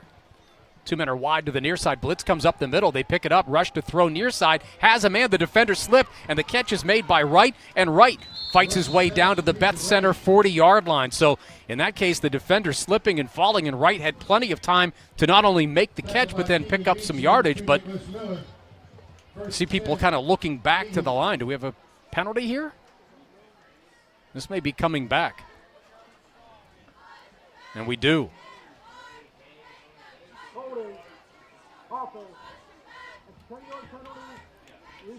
So it negates that catch and run by Wright, a 10-yard holding penalty against Avella. Beth-Center that time fired their linebacker on the inside to the right. He came hard, created some issues for them, but then Rush got his feet going and threw the football. Looked like sort of a back shoulder kind of throw over here to Wright, but Avella was penalized, so we'll see what direction they go on now. So 10 yards back to the 32-yard line, 1st and 20. Shotgun for Rush. Takes the snap, wants to throw. Pumps, now floats one out, hauled in. Kimberlin sidesteps him in. Kimberlin on his feet. He's at the 45, the 40, and then finally dropped as he reaches the 36-yard line. Or actually, I'm sorry, the 44-yard line. And we get a timeout quickly. That's why I saw the whistle. This could be the final timeout for Avella. We'll keep it here during this timeout. So Ryan Cicchini uses his 3rd and final timeout in this first half. Kimberlin made a play out of that, to be candid, because he dodged a couple of guys there. Did a nice job of getting upfield and giving Avella at least a chance here he gets tackled back inside the 35 there. It's not good for the long-term prognosis, but 45 seconds now. We'll see. Maybe Avella, out of the wing offense, there's a lot of potential for trickeration, as we'd like to say, and so maybe he can get some of that going here. It's funny you used that word earlier. I was going to use it, and I backed off for some reason. So I'm glad you used it. So trickeration. Yes. That's old age helps with these things. Us retired guys, we can say things others can't. So that's just a good football vocabulary word. So here's the situation. After the timeout, Avella has no more timeouts. They're staring at a 2nd and 9 from their own 43-yard line is where the official spot is. They trail by 3, 10-7. Chaz Rush, shotgun, sidecar to his left, twin receivers split to his left. Wants to throw and looks that way. Here comes pressure. Almost lost the football, was able to haul it in, but boy, almost got stripped out. Pressure from that near side and the sack by Beth-Center, a huge loss for the Eagles. I've taken a look out there up here. It's Blake Stopko, I think, making the play. And now is it Beth-Center taking the timeout? I believe they do with 26 seconds. So we will take a timeout here. It's Beth-Center 10, Avella 7. Here on the WJPA Sports Network, presented by CNX Foundation. The Mariscotti Insurance Agency and the Mariscotti Funeral Home in California are proud to support students and families throughout the area. The Mariscotti family provides honest service with a commitment to excellence to families and businesses in Washington, Greene, and Fayette counties. For nearly 50 years, the Mariscotti family has served the community, and they look forward to the next 50 years. The Mariscotti Insurance Agency on 3rd Street and the Mariscotti Funeral Home on 4th Street, supporting the Bearcats, Bulldogs, Falcons, and Trojans. So the timeout taken by Beth-Center, 26 seconds on the clock. The Bulldogs have a 3-point lead, but it's a 3rd and long for Avella. They're back now at their own 34-yard line. Wouldn't be surprised if we don't see a running play to force Beth-Center to take another timeout here. Rush goes under center this time. Motion man comes around, and they'll give it to him. Is that Wright? Wright slips it now. He reverses, goes the other way. He's going to get the first down. And Wright gets tripped up just as he picks up the first down. Down to the Beth-Center 46-yard line. 47, actually, is where they spot him down. Wow. Boy, he reversed course, and that opened things up. And then the clock stopped long enough to move the chains. And Rush will just spike it to stop the clock on first down. 14 seconds on the clock. That bouncing play, when teams don't do a great job of overlapping and playing that ball that bounces like that, that is a problem sometimes. Well, that was one of the things that I was noticing, and you were touching on, Beth-Center defensively was just really, they were flying to the football. And one of the ways to counter that is some misdirection, a reverse, something like that to get everybody flowing one way and reverse course. And boy, when Wright wasn't designed to, he just kind of bounced it, and when he went left, there was no one over there and able to pick up that long first down run. So he's 2nd and 10, 14 seconds, though, on the clock as Rush will go shotgun here.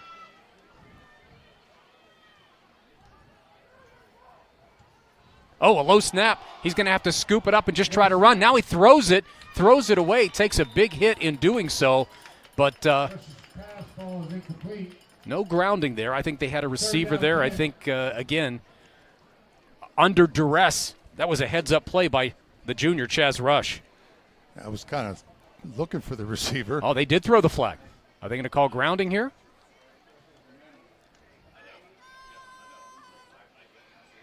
No? No, I guess he picked it up. Yeah, there was a flag in hand, but the referee has walked back to his position, so they didn't make a signal or anything, but it looks like, again, maybe there was a discussion about whether it was, and they decided there was no grounding. So now 3rd and 10, 9 seconds on the clock in this second quarter.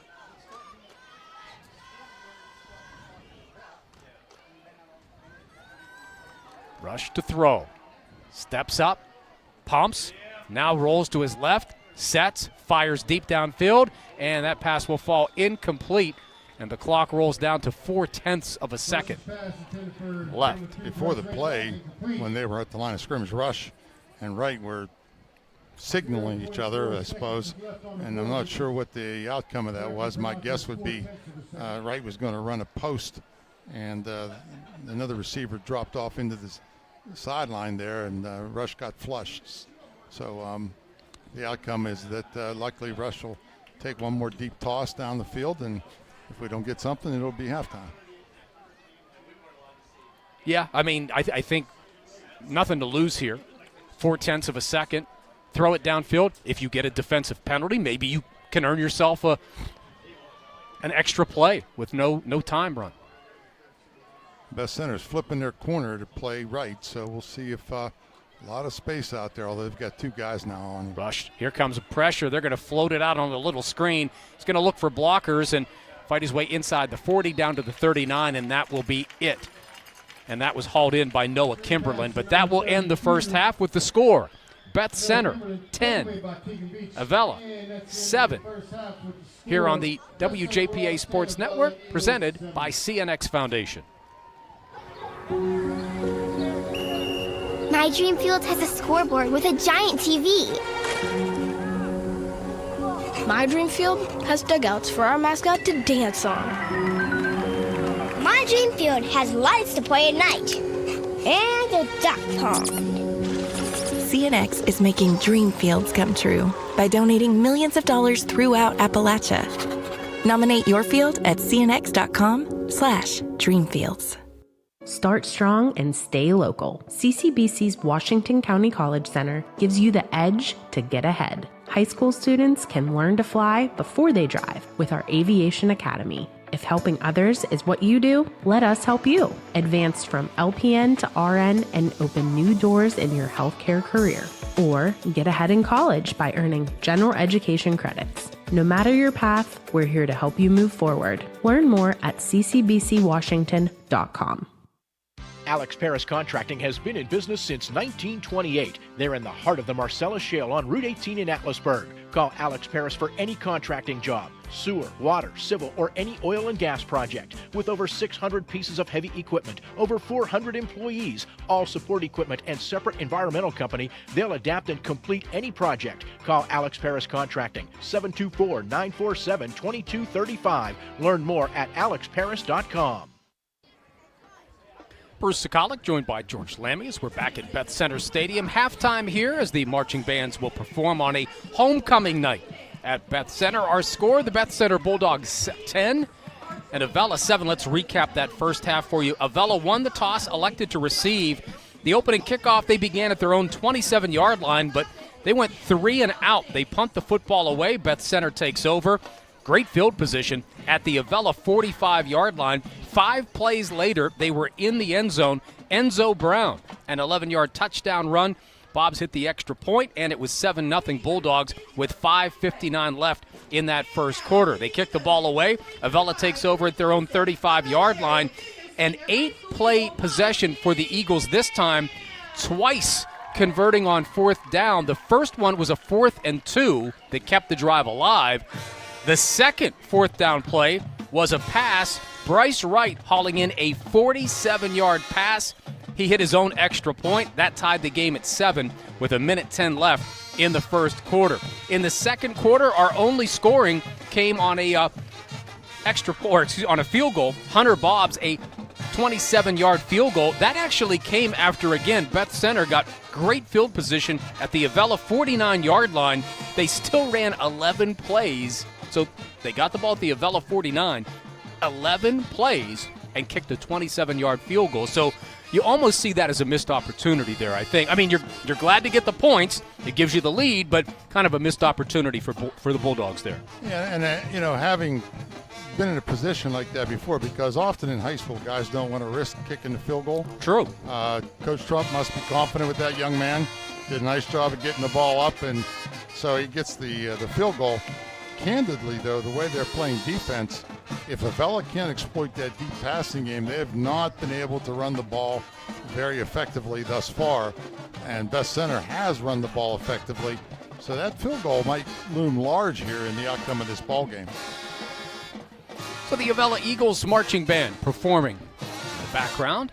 We are going to take a timeout. After this break, we'll send you to the PAC report, get the latest from the President's Athletic Conference.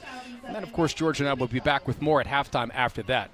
Again, our score, Beth-Center 10, Avella 7 on the WJPA Sports Network, presented by CNX Foundation.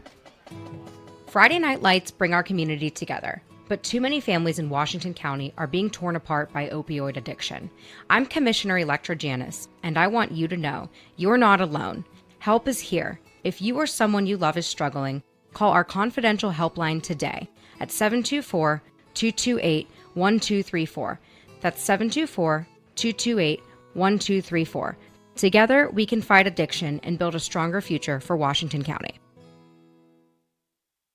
This is Coach Guy Montecalvo for the Washington Green County chapter of the Pennsylvania Sports Hall of Fame, here to invite you to become a member of our chapter and help celebrate the stories of these outstanding athletes, coaches, and teams. For just $10, you'll have the opportunity to vote for respected athletes, coaches, and teams of yesteryear as we recognize these sports figures for their contributions to our rich athletic tradition. We're the Washington Green County chapter of the Pennsylvania Sports Hall of Fame. Find us online or hit us up on Facebook and be a part of something exceptional.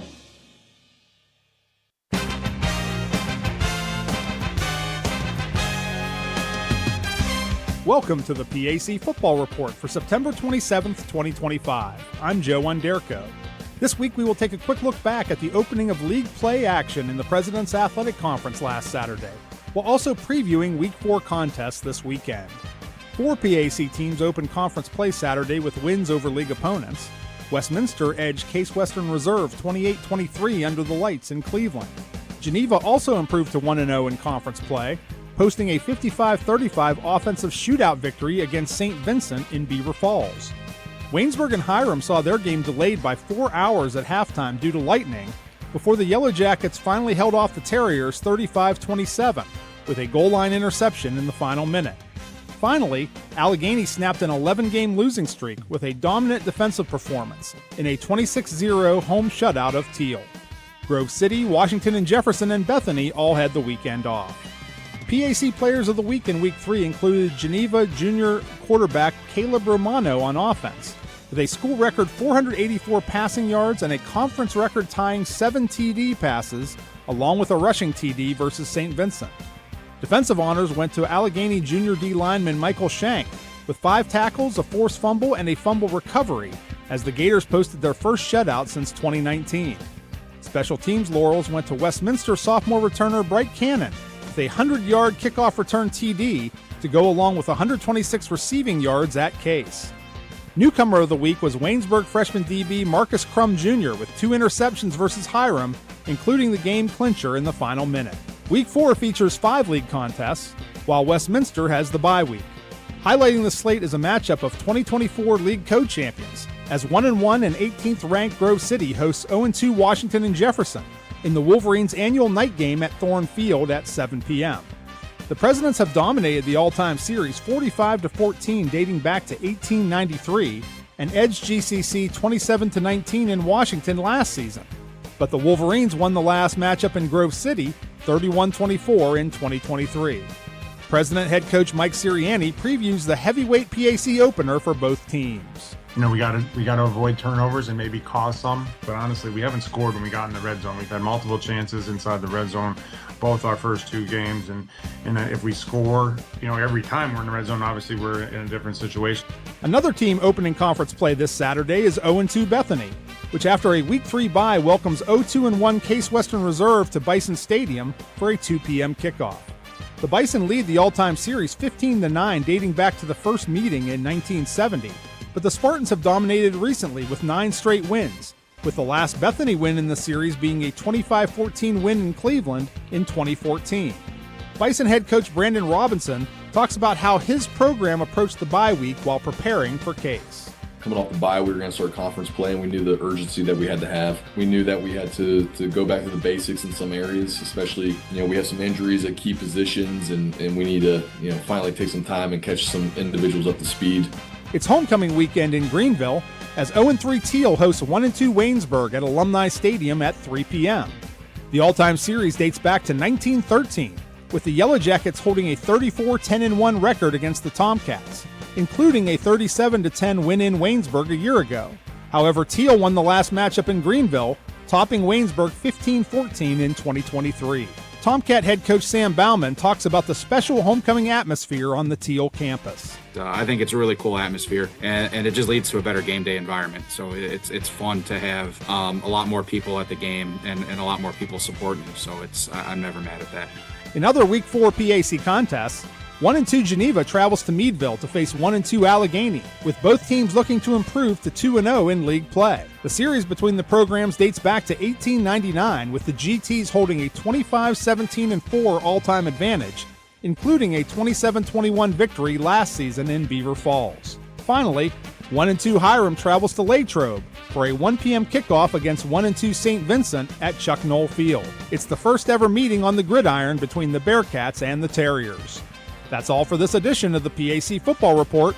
Log on to the conference website at www.pacathletics.org all season long for the latest news, scores, statistics, and other league information. You can also follow us on social media via X, Facebook, and Instagram. Links are available at the PAC website. I'm Joe Onderco. Thanks for listening, and we'll see you at the stadium. Radio and TV today are cluttered with ads for car insurance. You might find these ads clever, funny, or even annoying. Hi, I'm Scott Day from the Day Insurance Agency. We like to keep things simple. We will give you the best possible coverage at the best possible price with great hometown service without all those gimmicks. Call us to get a free no-obligation quote with Erie Insurance. You might be surprised how much you can save. That's the Day Insurance Agency, 724-228-3448, or online at dayinsurance.com. This is Eric Cushy from Curtis Pharmacy. We don't sign every insurance contract out there. We don't participate in every network. And what we've come to realize is if we take our invoice cost on generic drugs, add a fair dispense fee, we can save you money depending on the medication. No insurance, no middlemen. You have a prescription, you pay us, you're done. If you take generic drugs, this program's for you. Go to our website at curtispharmacy.com, click the Dare to Compare link, and feel free to look up your medication, see how much we could save you. Welcome back to Beth-Center Stadium. Bruce Sikalik and George Lammy. We are at halftime of this Tri-County South matchup. It is Beth-Center leading Avella 10-7.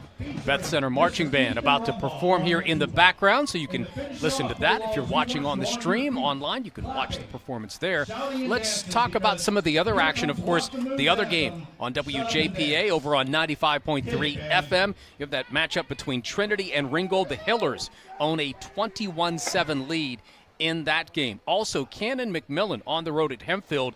Right now, the Big Macs are trailing 31-14 in the second quarter. Big game at Peters Township, and it's Upper St. Clair with a 10-3 lead on the Indians there. Also, some other scores here if we want to take a look at some of the other action occurring around the WPIAL tonight. We can scroll down. I know we were talking earlier, George, about, I believe it was Bell Vernon and Thomas Jefferson.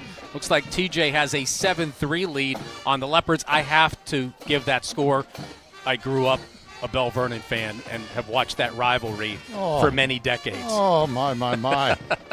Peters came back to tie now, okay. So it's 10-10 between them and Upper St. Clair. The Fort Cherry Rangers 35-3 over Burgettstown, and now 42-3, and they're rolling as we would. With Matt Sieg, yeah, you tend to do that a lot with Matt Sieg. Yeah, I'd say so. Bentworth up 21-zip over Carmichael's at the half, and we keep looking down through. As we said, Kennebec is losing 31-14 so far. Trinity again 21-7. Wash High is up 21-0 over South Park. That game's at South Park. California, yeah, called the Trojans with a 32-0 lead at Mapletown. And of course, that draws to mind some of the things we've been reading over the last couple days about schools requesting mercy, which to me is kind of an odd thing. Well, let's expand on that. I mean, let's expand on that thought, because you have experience. I'm curious because the specific case we heard about this week was Baldwin, and that a letter was sent to their remaining opponents and basically asking, and I believe under the premise of safety for the players, that they were asking, I guess in essence, for what, JV players to play, maybe kind of take it easy on us, that type of thing. Your take, I'm curious. Well, this started a week or two ago when Shadyside Academy decided not to play Clairton. What's troublesome about that for me is every other week they're stomping people. And I just have a philosophical problem with that, because I don't know how you pick and choose when you don't want to play. And so that being the case, now Baldwin is a completely different issue. You can tell they're under 30 players from what we've been reading, and it's difficult. Although, I guess, having coached a team with 19 kids on it and taking over a program that was losing, I mean, it's not easy. It just isn't easy, and I get that. Although the other thing I will tell you, I started coaching as a head coach in 1987, which really shows you that I'm a dinosaur and then some. But back in those days, guys, for the most part, didn't put it on teams. They didn't. Okay, I see what you're saying. They didn't, they'd get up a certain point and then they would start to leak their guys in the game and all that. I think it's gotten a little better the last couple of years, but there was a time period where everybody thought they were running Division I football teams, that the more you score, the higher your ratings are. And I don't know that that's the idea either. I think there has to be a gentleman's aspect to this game. Pine Richland, of course, has been very successful, and LaDon, the coach there, I don't know him, but I think there's a way to have that conversation without sending a letter. Okay. I think I would do that. But I know some guys that think, it is what it is. You put your team on a field. I will tell you one prediction. Talking with my good friend John Sacco and thinking about some of this, there are already a number of teams in the WPL that are playing independent schedules. Well, that was where I was going to go next, exactly. And it would not surprise me, but here's the question I have, and I don't know the answer.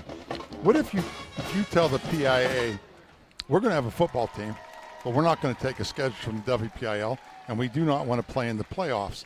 But we don't want to count our enrollment numbers for football.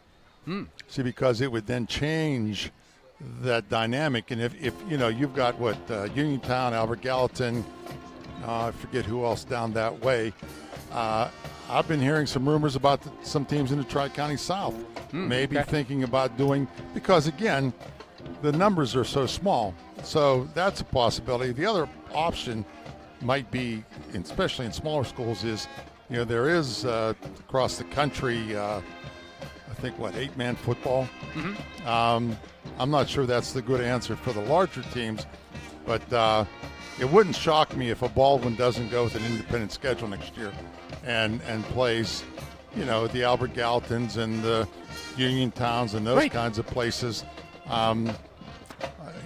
Sometimes I fear that, I coached in the day when Ace Everling ran the show. And I know for a fact that when we got to Bentworth, Ace called our AD and talked about, do you want to take a schedule with the lower, because we were double A at that point, play an A schedule knowing you can't go to the playoffs. And we didn't go that way. But that Ace was willing to make those kinds of decisions. I give Ace a lot of credit. Some people are very critical of the man, but I think he did a great job. And he was an outside-the-box thinker when it came to some of that. Also, he was a dictator at the same time. But I thought the guy was fair. But I based on what I'm seeing in sports today, there's going to have to be some discussions about what can be done in these kind of situations. Interesting stuff. Beth-Center Marching Band performing here. We will take a timeout. We'll come back with more from Beth-Center Stadium in this Tri-County South matchup. It's Beth-Center 10, Avella 7 on the WJPA Sports Network, presented by CNX Foundation. Since 1978, Quality Quick Printing has been a single source for all your business, organization, and corporate printing needs. A full-service digital document solution center, high-speed digital copying, large format, design and finishing, direct mail services, and so much more. Call their print solutions specialists to help with your next project, 724-225-9427, or visit qualquick.com. For Sunny Days In-Home Care, John Bennett. We go into individuals' homes and provide non-medical care for mainly senior citizens, but also people with disabilities. We do stuff like bathing, grooming, meal preparation, take people to doctor's appointments. Someone needs a little bit of assistance to help them stay in their home instead of going into a facility, and we like to come in and be the people that do that for them. Sunny Days In-Home Care, providing compassionate care for your loved one in the comfort of their home. Find out more, sunnydaysinhomecare.com. You deserve a bank that brings fresh ideas to your business. One that can see you're a cut above and knows you like you know your customers. At Washington Financial, we pride ourselves on preparing personalized solutions, ones that cater to the unique needs of your business. Go with the bank that gets you. Washington Financial Bank. Back at Beth-Center, this Tri-County South matchup. Both these teams are 1-1 in the conference right now. Let's recap that first half for you once again. Avella, the opening kickoff, but went 3 and out. Beth-Center in their first drive, they only had to go 45 yards thanks to some good field position. 5 plays later, they were in the end zone. Enzo Brown, an 11-yard touchdown run. Bob's hit the extra point. It was 7-0 with the Bulldogs on top, 5:59 left in that first quarter. Avella then gets the football. They began at their own 35-yard line. They converted a pair of 4th downs on this drive, including what turned out to be a 47-yard touchdown pass as Chaz Rush hooked up with Bryce Wright. He took it into the end zone. Wright then hit the extra point. That tied the game at 7 with 1:10 left in the first quarter. And the only scoring in that second quarter, Hunter Bobbs, the sophomore kicker for Beth-Center, a 27-yard field goal. After Beth-Center had gotten a short field to operate with, they actually had a goal situation at the 2. Could not punch it in and had to settle for a 27-yard field goal that has them with this 3-point lead as the Beth-Center Marching Band exits stage left and our teams come out and start to warm up for this second half. And it'll be interesting to see what adjustments, particularly I think for Avella, I tend to believe Coach Trump is going to. It's weird to hear Coach Trump, by the way. I'm sorry. No disrespect to Tim. Anyhow, with that being said, but I can see Coach Trump run the ball as they have and been pretty effective with it, maybe some play action. But Avella's got to get something going more than just throwing the deep ball. I mean, that was a great throw and catch. It was, yeah. But clearly Beth-Center made the adjustment on the last series that when they think it's going to happen, they got the corner lined up at about 8 yards off and squared up, and then they bring a safety over and play almost like a half look to it and try to help with that. So, there's ways to exploit that too, but they've got to maybe look at some ways to do that. And the other problem is this: Beth-Center has done a good job of coming with pressure, which creates issues. I mean, young man Bradley Dietrich has been firing from the linebacker spot and gotten penetration several times. Their down guys have been pretty strong at the point of attack. So, Avella's got to find a way to move the ball beyond this throwing a deep ball. Their running games, they've got to find a way to get some running game.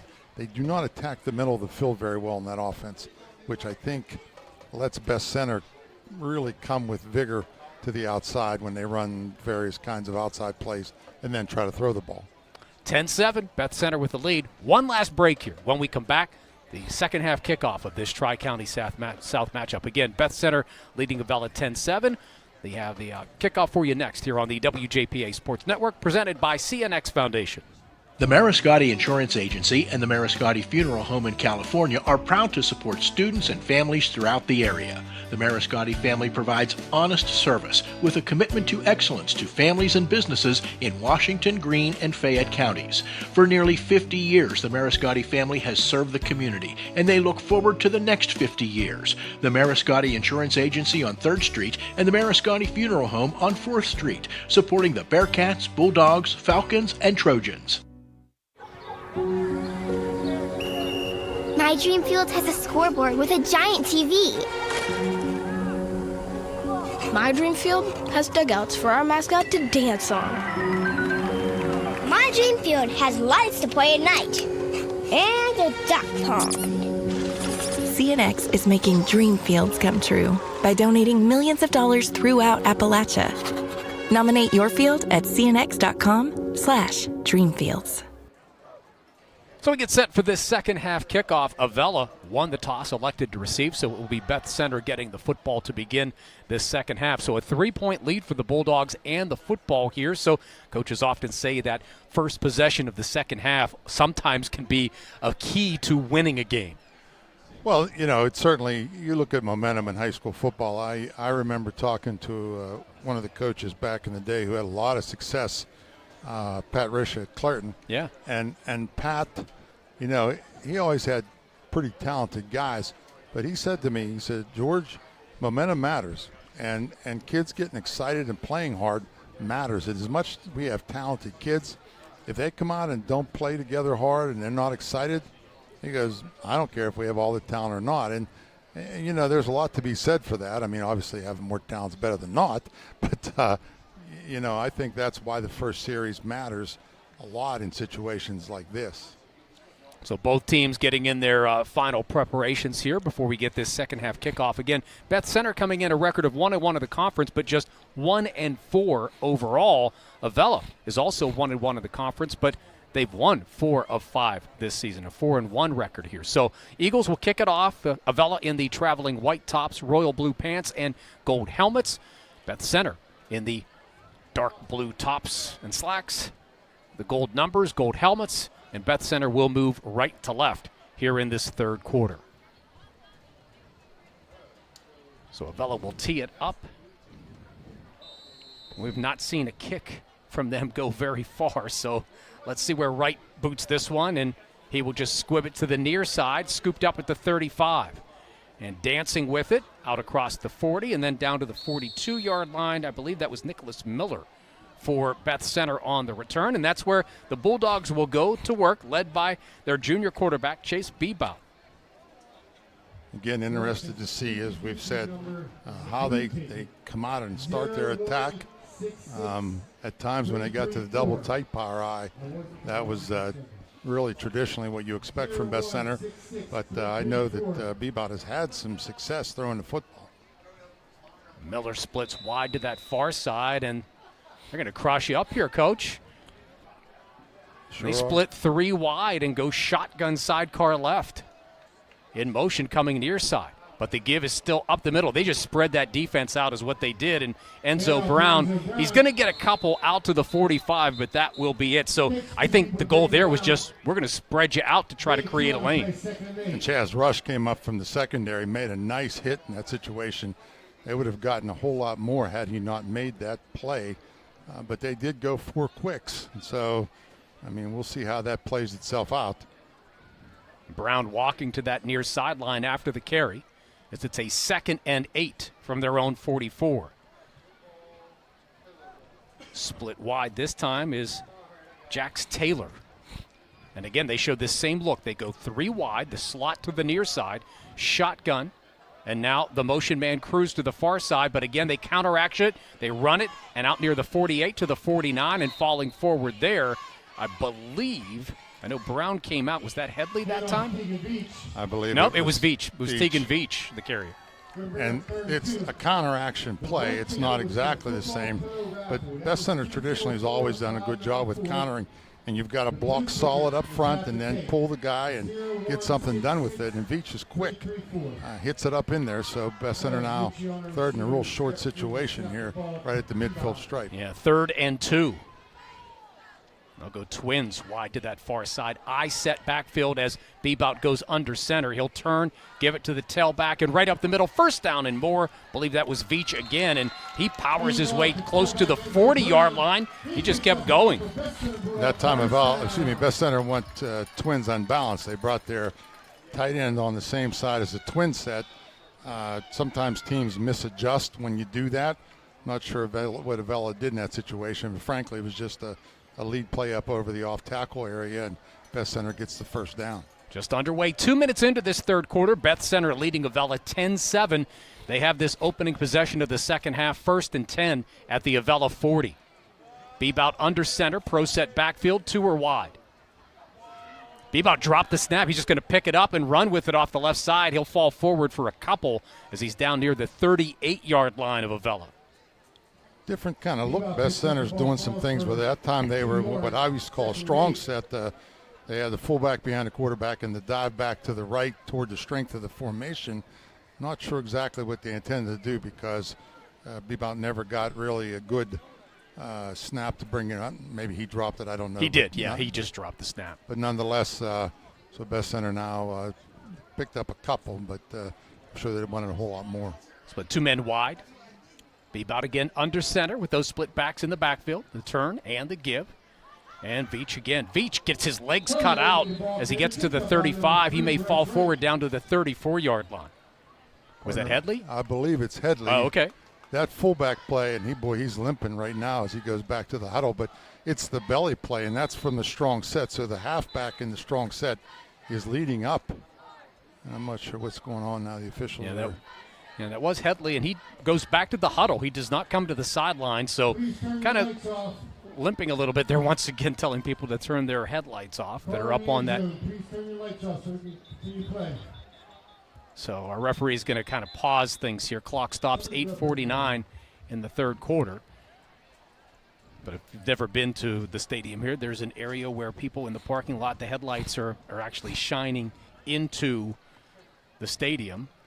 This one is actually more right in the face of Beth-Center as they go towards the end zone right to left. And it's actually just someone backing out. So I guess we'll wait for them to back out. Well, there are some cars, too, up here on the hill to the left. That was the earlier one, was up on the hill. Yeah, this one was actually in the main parking lot. So Bebot under center, turns, gives, ball carrier inside the 30, down to the 29-yard line. That will pick up a Beth-Center first down. Enzo Brown this time picks it up. Counteraction, fakes the ball to the fullback going right. Enzo Brown comes back to the left side, and just a good job of down blocking up front and then trap blocking and making things happen. And that's just Beth-Center football, and they do it pretty well, and they're they're doing it better and better throughout the game. This is the opening drive of the second half. The clock at 8:20 and rolling. Beth-Center with the football, leading 10-7 over Avella. 1st and 10 at the 29. And the give trying to go right side. Slips one tackle. Gets down near the 26-yard line and gets tackled down there. Tegan Veach, that time the 5'9", 160-pound running back, making things happen as he tends to do. And the belly play has been good to them, where they give the ball to the back behind the quarterback. And in that case, he really kind of popped it to the outside a little further. I would say Beth-Center's offensive linemen are really staying on the block. Even if they're not manhandling their guy, they're just creating a problem for them. And so Beth-Center's moving the ball, running it. Offset eye this time. 2 are wide on a 2nd and 7 from the 26. The toss fake and the give instead up the middle. And inside the 15, still on his feet, down to the 10, and finally wrestled down at the 9-yard line. Was that Headley again that time? Try to get an idea. He was offset. Yep. Yeah, I thought it was the fullback. So Headley, you touched on it in the first half about how he runs. That was the reason I'm thinking that's Headley that time, just because how he ran up the middle with the power. And you know, a lot of times when guys run counter, they don't have a sense of turning it vertical. Headley does a nice job of that, and he's got the first down. 1st and goal at the 9 for Beth-Center. They have a 3-point lead, trying to build on it early in the 3rd. The turn and the give, once again, trying to dive off that left side. Maybe back to the line of scrimmage. This time the Avella defense is stout and stuffs it. Same kind of counteraction, although it looked like it was an outside handoff, not an inside handoff, and the eyes aren't what they used to be. But I think trying to vary their attack now, and down in the inside the 10-yard line. We'll take a look at this. Beth-Center may want to vary a little bit. I think Avella now is just full-on committed to pressuring up on the running game. So Bebout breaks huddle. Going to split 2 men wide to the near side. 2nd and goal at the 9. Eye set backfield. And the turn, the give, is this Veach trying to come near side. Trying to get to the edge, finds a seam, dives. Did he get in? And we do get a touchdown signal. Touchdown run again for Tegan Veach. And a 9-yard score for Beth-Center as they build their lead. Beth-Center went Twins unbalanced again. They brought the tight end on the same side as the Twins. It's an unbalanced set, and I think in that case they got a numbers advantage. Veach came up and he started in off the off-tackle hole and then bounced it. And once he bounced it, there was a seam created because the Twins receivers were wide enough to take that secondary support out of the way, and he gets into the end zone for a touch. Hunter Bob's on for the extra point. Snap. Hold is down. Kick is up, and that kick is good. 6:07 to play. 3rd quarter, and the score is now Beth-Center 17, Avella 7 on the WJPA Sports Network, presented by CNX Foundation. Start strong and stay local. CCBC's Washington County College Center gives you the edge to get ahead. High school students can learn to fly before they drive with our Aviation Academy. If helping others is what you do, let us help you. Advance from LPN to RN and open new doors in your healthcare career. Or get ahead in college by earning general education credits. No matter your path, we're here to help you move forward. Learn more at ccbcwashington.com. Alex Paris Contracting has been in business since 1928. They're in the heart of the Marcellus Shale on Route 18 in Atlasburg. Call Alex Paris for any contracting job, sewer, water, civil, or any oil and gas project. With over 600 pieces of heavy equipment, over 400 employees, all support equipment, and separate environmental company, they'll adapt and complete any project. Call Alex Paris Contracting, 724-947-2235. Learn more at alexparis.com. So Beth-Center begins the second half. A 9-play, 58-yard drive. Tegan Veach runs it in from 9 yards out. The extra point good. 6:07 left 3rd quarter. Beth-Center 17, Avella 7. Bulldogs kick it away. Just going to kind of squib it down that far side. Scooped up by Avella at about the 23. Coming near side now across the 30. Out to the 35. A big collision. And the return ends at about the 37. Brad Dietrich again making the play on special teams for the Bulldogs. Nice job on his part. Looked like a pretty good return, frankly. And again, another example of a back understanding that running as far as you can to the sideline doesn't always produce great results, particularly if you're not an Olympic-level sprinter. And nice job by turning it up in that situation. Well, Avella needs to find some offense. You've touched on it, the relying on the deep pass, and that's their only score here tonight is the 47-yard touchdown pass to Wright. But they need to find some consistency in this offense down 10. Wright, who has that touchdown catch, flanked to that far side as Chaz Rush, the junior quarterback, goes under center. And he will give it right on the run. He slides inside one defender, spins out of another, still on his feet. He's at the 45, the 40, the 35, the 30. They won't catch him. Wright's going to take it in for his second touchdown. This one's going to cover, 63 yards? I believe 63 yards. That was simply the Bucs sweep out of the wing tee. And those of us that like that offense, we raise our right hand. But that time the fullback dives and the halfback gets the ball coming across. And the kid had good angles from the beginning, but then makes a couple of great cuts. Beth-Center doesn't swarm to the ball real effectively, and he takes it to the house, and that'll get you excited if you're on the Avella Eagle sideline. Said they needed a big play, and I think a 63-yard touchdown run on the opening play would meet that qualification. The Eagles look for the extra point here. Hold is down, kick is up, a low kick, but it's good. And just like that, they come right back seconds later, and Avella back within 3. 5:44 to play third quarter. It's now Beth-Center 17, Avella 14 on the WJPA Sports Network, presented by CNX Foundation. Friday Night Lights brings our communities together, but too many families in Washington County are being torn apart by opioid addiction. I'm County Commissioner Nick Sherman, and I want you to know you're not alone. Help is here. If you or someone you love is struggling, call our confidential hotline today at 724-228-1234. Together we can fight addiction and build a strong future for Washington County. 724-228-1234. This is Coach Guy Montecalvo for the Washington Green County chapter of the Pennsylvania Sports Hall of Fame, here to invite you to become a member of our chapter and help celebrate the stories of these outstanding athletes, coaches, and teams. For just $10, you'll have the opportunity to vote for respected athletes, coaches, and teams of yesteryear as we recognize these sports figures for their contributions to our rich athletic tradition. We're the Washington Green County chapter of the Pennsylvania Sports Hall of Fame. Find us online or hit us up on Facebook and be a part of something exceptional. Bruce Sokolic and George Lambie back at Beth-Center. It took 23 seconds for Avella to respond to that Beth-Center touchdown. 17-14, and Avella will squib. The kick bounces off of Beth-Center, and Avella jumps on it. I believe the Eagles have it, and they do, at their own 49-yard line.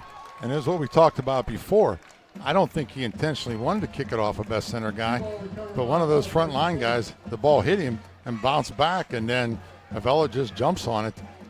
You know, there's a line of thinking that if you put linemen up front, usually that's why they're linemen. They don't do well with the football. And so Avella gets the football, and we'll see what kind of attack they use now. I'm curious if they are going to stay more traditional with the wing, and we'll see how that plays out. Well, we mentioned down 10. They got the big play. Now they get the turnover, and you touched on it, how things can just emotionally and momentum-wise swing from one side to the other. And here's Chaz Rush back to work for this Avella offense. On 1st and 10, we get a whistle as they come to the line, and I believe a timeout will be taken here by Ryan Cicchini, the head coach of Avella, and he does. I don't think they had the formation that they wanted there because it just didn't look right from up here. So I'm sure he wants to keep things moving, doesn't want to go backwards in his situation. And I know some folks want to fuss about that kind of thing when it comes to timeouts, but the fact remains that if you don't have a prolific passing attack, sometimes hanging on to timeouts at the end isn't as productive as taking a timeout here where you're not going to get penalized and you can get yourself squared away and move forward. And that's kind of my thinking here. You might say, well, at this point, why would you take it? But my thinking is you just gathered that momentum. You just got everything positive. Why let something happen that might throw the wheels off of that and swing it the other way? So I completely get it. So after the timeout, a 1st and 10 for the Eagles, again operating from their own 49-yard line, still trailed by 3, but trying to take advantage of the turnover. Motion man to the far side. As Rush under center, turns, toss off the left side, right, trying to get to the edge, turns the corner, still on his feet, still in bounds and pushing the pile over that far sideline, trying to approach the 41, and then a late flag well away from the play. This has to be an unsportsmanlike act at the end of the play. In fact, again, it was a good 5 to 8 yards away from where the actual ball carrier was.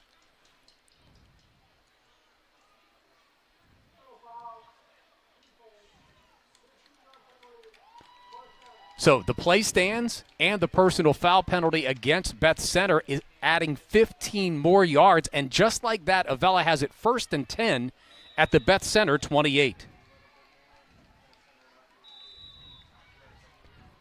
Football on that far side hash. Eagles moving left to right in this third quarter. Clock just under 5 minutes left in the third.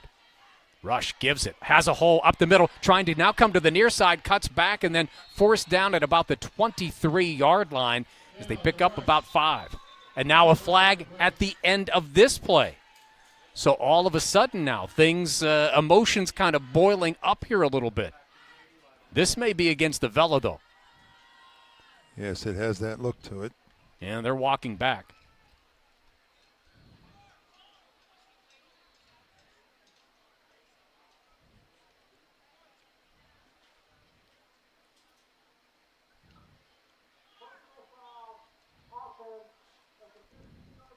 So it is personal foul on the offense this time. So 15 yards negated there, back to the 38-yard line. Well, really, that's just really difficult for a coach to stomach. Trust me, more Yeah. roll aids for them. But Avella's come out in a double wing set right now where they're in 2 tight ends, 2 wings. It forces Beth-Center to balance their defense. We'll see if they can find some things. That was an inside trap play that went really well. Unfortunately, there was a penalty on the play. Rush again goes under center. They stay with that wing. There's Kimberlin to the near side and right to the far side. See if they come in motion. Kimberlin does. He takes it. Now tries to cut it up the middle. Another penalty flag on this play as well as it gets stacked up for pretty much no gain. Different look. Waiting for the penalty here.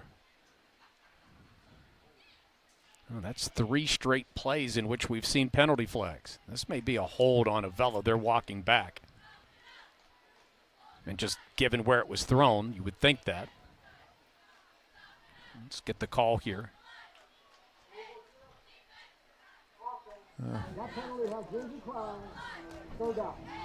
Illegal shift. Yeah. And that was an odd play because they didn't have a fullback in the double wing set. And I'm not sure if that was what they wanted, but they need to kind of get their wheels back underneath them here to make something happen. 3rd and 20 for Avella. Single setback. Rush again under center, and he will give it. Wright came around. He goes up the middle, breaks 1 tackle, takes a hit at the 30, falls forward down to the 28. That basically gets him back to what was the original line of scrimmage and will bring up a 4th and 10. I really like Wright running the football in that situation. It's the same basic play. I don't know if it's all the way what we would call the buck sweep, but the fullback dives and then the halfback gets the football, and he does a nice job of cutting up and bending it. And Avella going to go for it on 4th down. Yeah, football at the 28 of Beth-Center. Eagles trail by 3, 17-14, clock rolling, 3:18 to play third quarter. Rush from the shotgun, 2-minute wide to the near side. Low snap, scoops it up, has some time, looks, slips, tries to throw it. He does throw it as he's going to the ground, and Beth-Center looking for a grounding call here, but boy, Chaz Rush just had plenty of time, and then as he went to set, he slipped. And then as he was slipping, the defender was there. He just threw the football away, and there's going to be a little bit of a discussion here, but you could see Beth-Center looking for a grounding call. They don't get it, but it was 4th down. It will be Beth-Center football as they take over. And there's a discussion going on now, and I have to assume that's what the discussion pertains to. So it's Beth-Center football. As the Eagles turn it over on downs. 3:05 left, third quarter. Beth-Center with that 3-point lead, 17-14. And still, again, the team's in the huddle. The play clock has stopped, but there's a discussion going on.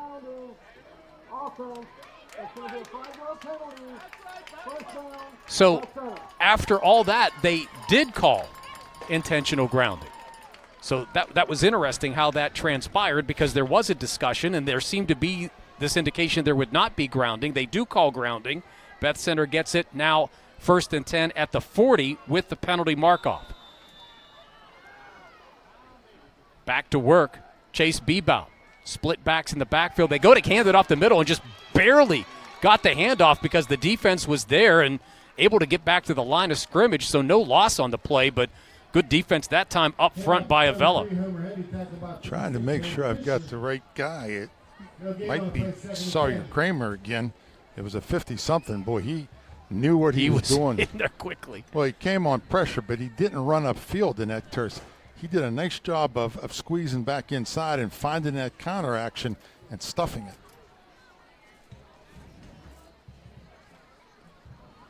I believe it's Headley and Veach in the backfield, this offset eye on 2nd and 10 from the 40. Veach, he gets wrapped up as he gets back to the line of scrimmage, and all of a sudden this looks like a defense that's pretty much keying on what they've been seeing in this second half, and they've stuffed it on back-to-back plays. Nice job that time by the Avella defense to place tough right in the off tackle or over guard hole. Beth-Center just trying to power it up in there. They're in the pro set again, and I guess I'm curious why they haven't gone back to that power I set and run some counter with it, but nonetheless, 3rd and long. Nick Miller, a freshman, onto the field for Beth-Center. 6'1", 180 pounds. Now split as an end wide to the near side.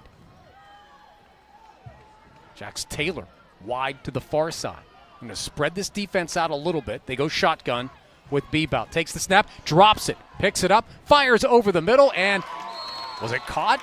Yes, it was, out at midfield. Hauled in.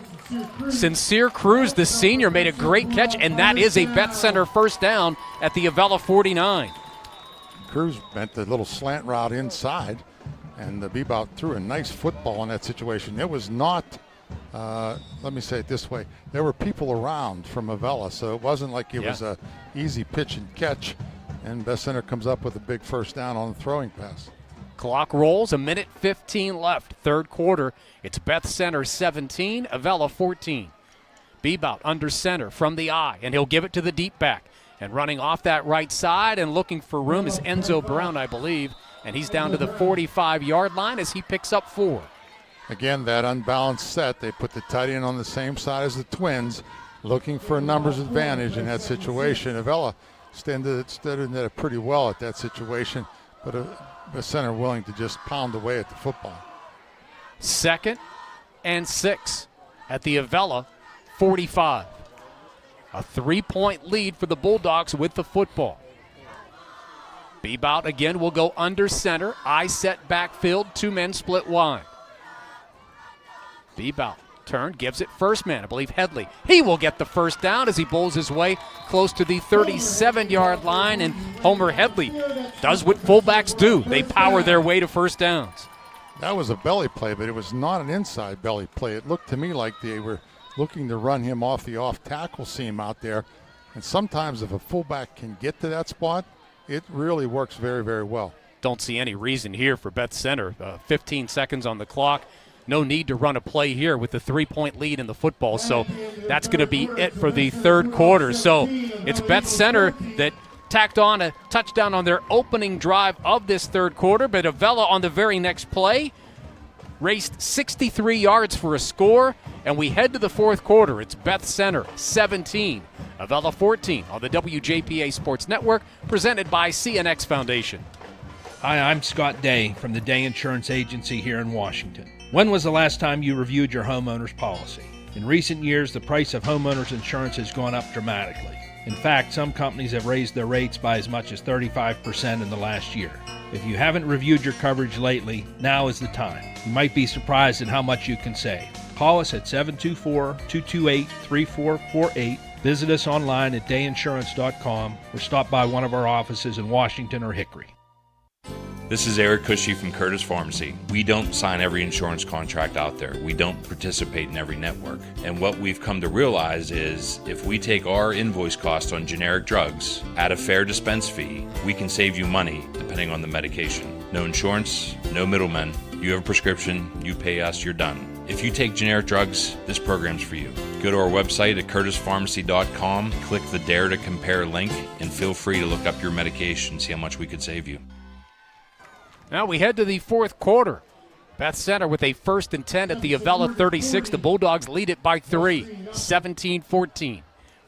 And the turn and the give. Enzo Brown trying to get off that left side. He fights his way to the 35-yard line, but that will be it.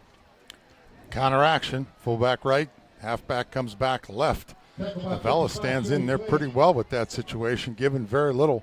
Inside linebackers doing a nice job. Cody Clegg, number 55, and others decide to stay in there tight. So they've short-circuited this. I'm sure this is fourth down territory for the Bulldogs, though. 2nd and 9. Beth-Center at the Avella 35, leading by 3. I set backfield. The turn, they give it. Headley this time, and Homer Headley trying to go off that left side, but good stout defense by Avella. They stack it up at the line of scrimmage, so no gain brings up a 3rd and 9. Cody Clegg once again came hard, made a nice play, and got his shoulders turned. When those fullbacks get their shoulders turned to the sideline, that's what you want. And Headley's had a great game, but that was a good example of good stout play there by Clegg. Clock under, well, just over a minute into this fourth quarter. In that third quarter, we saw Beth-Center take the opening possession of the second half, and Tegan Veach, a 9-yard touchdown run, put them up 17-7, but the next play, Avella, a 63-yard run by Bryce Wright. It's 3rd and 9 here. Motion man, Cruz to the far side, but the give is up the middle, going to be stacked up, nowhere to go. And that Avella defense stuffs it back to the 35-yard line. That's it, and this will bring up a 4th down for the Bulldogs. And I believe that was Headley again. Yeah. And again, the defensive interior of Avella's front five there. I mean, Clegg continues to play well. I don't want to neglect anybody, but boy, they really have been very stout this last couple of plays. We'll see if maybe there's some trickeration in the offing here. Okay, I'm keeping score now. That's twice. That's twice. 4th and 9, Beth-Center. Bulldogs lead by 3. Here in the fourth quarter, they go for it. They need to get to the 27-yard line to pick up this 1st down. Rolling. Looking. Downfield. Man wide open for Beth-Center. Off his hands and incomplete at the 15-yard line. He was there but couldn't hold on to the football. And I believe for Beth-Center, the intended receiver was Evan Miller, but he just couldn't haul it in. Classic case of ran before he caught. Was completely wide open. Good play call there by the Bulldog staff. Really nobody within 5 yards of him, but you got to catch it before you run. And so now Avella gets the football, and 9:37 to go in the ball game. We'll see if they can put together a drive, or maybe they'll make one of those big plays again. Beth-Center leads 17-14. Avella goes to work from their own 35. Under center is Chaz Rush. Single setback, and he'll give it on the end around. Wright trying to spin again, and Wright is going to lose yardage. In fact, a yard back to the 34-yard line. So all of a sudden the defenses are shining here. Well, and what I think you're going to see is Beth-Center, when they're in that double-tight, double-wing, Avella that being that, I think you're going to see pressure. I used to always talk to guys about what do they try to do against the wing team, and the answer is blitz. Although pure wing T guys say you can live by the blitz, you can die by it, but the Beth-Center's done a nice job of getting upfield against it. Avella with a 2nd and 11 from their own 34. Rush under center. And he will turn, and the toss to Wright off the right side. He gets a lane. Wright's on his feet across the 45 at midfield, still on his feet. Wright wrestled down finally at the 31-yard line of Beth-Center. He would not be denied.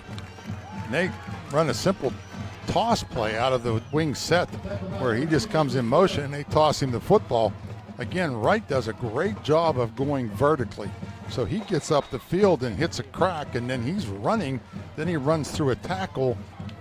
He impresses me. I'll tell you, he is a good football player. Well, George, Bryce Wright, just so we're clear, is a senior, but he's 6 foot, 150 pounds, but he plays much bigger. Boy, and he's got good quickness, too. So. And good, I mean, he got tripped up, and how he kept his balance, I have no idea. But now, all of a sudden, 8:20 rolling clock, Avella is going to have to use a timeout, I believe. And they do. So they stop it with 8:17 to play. The score, Beth-Center 17, Avella 14, but the Eagles driving. We'll have more here on the WJPA Sports Network, presented by CNX Foundation. Whether in the stands or watching from home, show your team spirit with custom printing from Quality Quick. They are your local partner for vinyl banners, fan apparel, and yard signs to help celebrate your home team. Quality Quick has been a proud print supplier for local schools and boosters in the community since 1978. Don't just watch the game, be part of it. Call 724-225-9427 or visit qualquick.com. Homecoming here at Beth-Center. It's a good one. Glad to have you with us here on the WJPA Sports Network. This Tri-County South matchup. Both teams 1-1 in the conference, and right now, Beth-Center with that 3-point lead at 17-14, but the big run by Bryce Wright has Avella at the Bulldog 31-yard line, 8:17 left in regulation. 1st and 10, Eagles. Chaz Rush, the junior quarterback, goes under center. Single setback, that double wing formation. Wright goes in motion, and instead they run it to the near side and trying to get to the edge, and Rush just finally turns the corner. Rush is still in bounds. He did not step out, and he's in bounds all the way down to the 19-yard line. That will be another first down for the Eagles. Really, it was what we would call waggle, but it didn't look like a pass. So he was faking the halfback going the other way and then just kept the football. But Rush has really good feet and made the guy miss and gets upfield. And Beth-Center, I'm sure, has got to be concerned now because Avella's got some rhythm running this wing T. Play out of bounds stops the clock at 8:07 left in regulation. 1st and 10 at the Beth-Center 19, that football on the near side hash as the Eagles move right to left. Under center, Rush, and Rush bobbled it, now tosses it to Wright. Wright trying to get to the edge, good defensive play. The Bulldogs snuffed this out for a 1-yard loss back to the 20-yard line. Rush had a hard time, though, taking the snap, and that threw off the timing just a little bit. The other thing that's interesting, Beth-Center is now really playing a 10-man front. Their corners are literally 5 yards off the ball, and the only guy deep is the free, and he's right in the middle of the field, and I'm not sure how much of effective activity he can give right there. So, something like a corner route could be very effective in a situation like this. 2nd and 11. Avella at the Beth-Center 20-yard line. Clock rolls under 7.5 left. Wright is the lone setback. Rush under center. Motion man. They fake the toss. They give it. Wright trying to squeeze his way up the middle. He's going to get a few back, maybe 3, as they look to spot him near the 18-yard line. That time they had 11 in the box. Free safety was within 8 yards of the football, and they're just going to play the run hard. They tried to run a little counter action off of the belly fake and just really wasn't there. But again, play action pass, if you can get it off, could be very good here. That's what I keep thinking. He kept talking about that, but just sneak somebody back there. A little play action might open someone wide, leave someone wide open. Down to 6.5, rolling clock. 3rd and 8. Rush under center. They fake the toss. Again, that counter coming back the near side, and Just going to be stacked up near the 16-yard line and bring up a big 4th down. Partner, I think Rush is playing halfback right now. Okay. I think, because I pointed out there, I thought it was number 1, and I think Wright is taking the snap right at the minute. Oh, okay.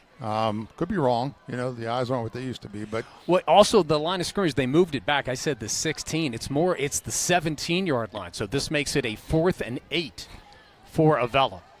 I see Wright in there now, but it looks like Rush who's calling the play here. Yes. On this one. So, yeah, I may have missed it on that last play.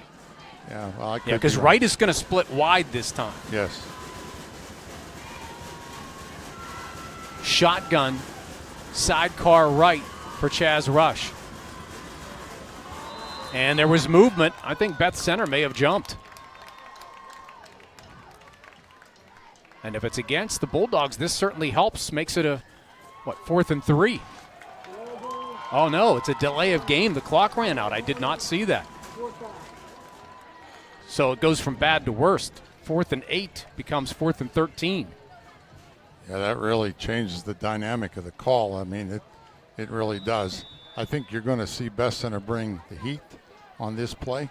But I think if Avella wants to get to the flank somehow, by the way, one of the great plays out of this is to run the halfback, give him the ball, and then throw the football. Okay. Tremendous play out of this. Wright is going to split wide. I think they look for him here. He's going to have single coverage. I think they're just going to give a shot to him, and they're going to look that way. He's down into the end zone with that pass well overthrown, and we get a late flag. They're going to call pass interference. Wright was cutting in, and there was some contact, and there is a flag, and I believe this is going to be against Beth-Center. And coming from where it did, this has to be defensive pass interference. Yeah, the one defensive back, I was watching the replay, he just basically undercut him. Yeah. Not sure what the discussion is about, but well,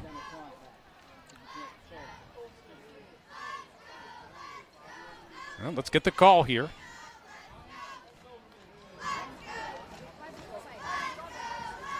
Still seems to be a discussion. Let's get the call.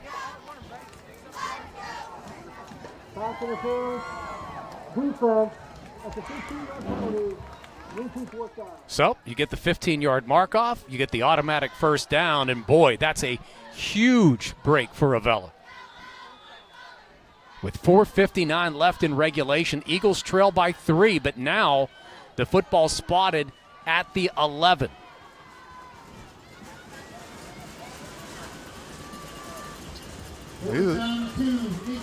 Oh, it's 4th and 2. Okay. That doesn't make any sense. Yeah, to me.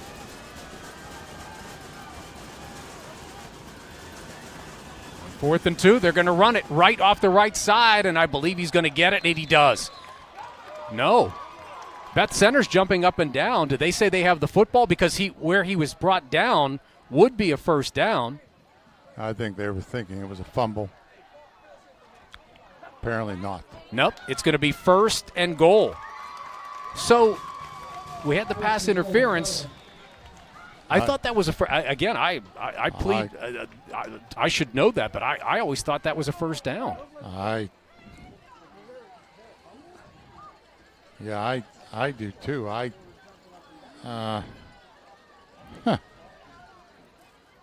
So instead, the situation is a 1st and goal at the 9.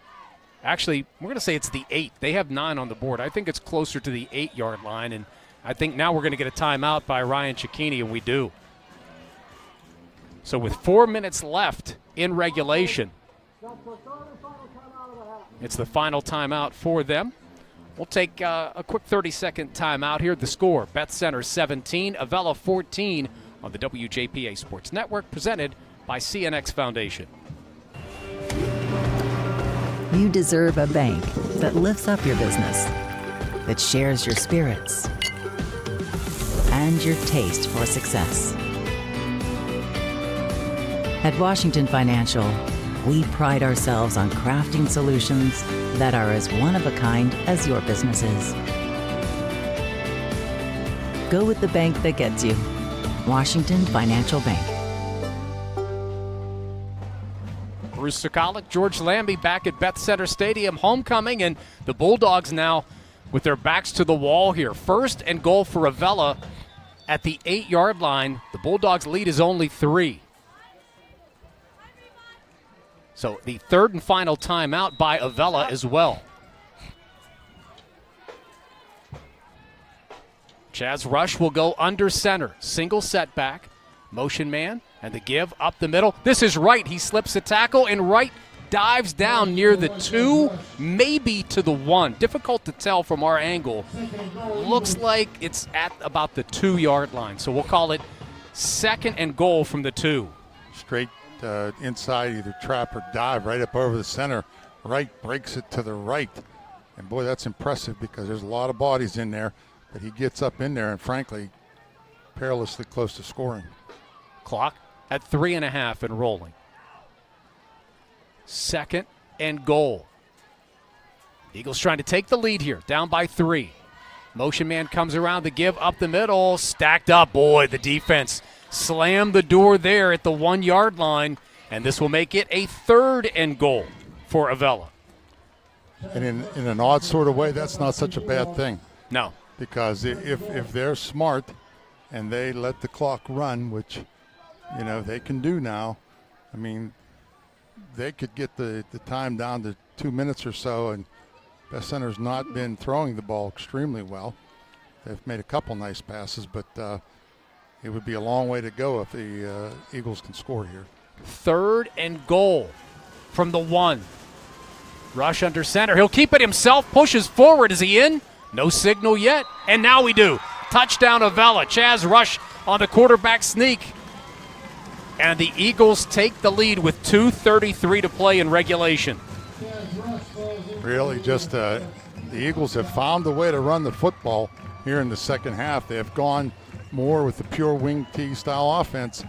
A couple of the big plays, certainly Wright's runs have been dramatically important in this. Rush as well, making a nice run here early on, but now go up by 4 with a good extra point. And it's Wright for the extra point attempt. Good snap, hold us down, kick is up, and the kick is no good. So Wright misses the extra point. So with 2:33 to play in regulation, it's now Avella 20. The Bulldogs are only down 3. They have 17. Back with more on the WJPA Sports Network, presented by CNX Foundation. The Mariscotti Insurance Agency and the Mariscotti Funeral Home in California are proud to support students and families throughout the area. The Mariscotti family provides honest service with a commitment to excellence to families and businesses in Washington, Greene, and Fayette counties. For nearly 50 years, the Mariscotti family has served the community, and they look forward to the next 50 years. The Mariscotti Insurance Agency on 3rd Street and the Mariscotti Funeral Home on 4th Street, supporting the Bearcats, Bulldogs, Falcons, and Trojans. Well, Hunter Bobbs has kicked the 27-yard field goal in this game for Beth-Center. They may need him again because that missed extra point has left it a 3-point game. Avella up 20-17, 2:33 left. A little bit of fun here, huh? Yeah, and I'll tell you, this kickoff is important because field position is important, so we'll see what they do.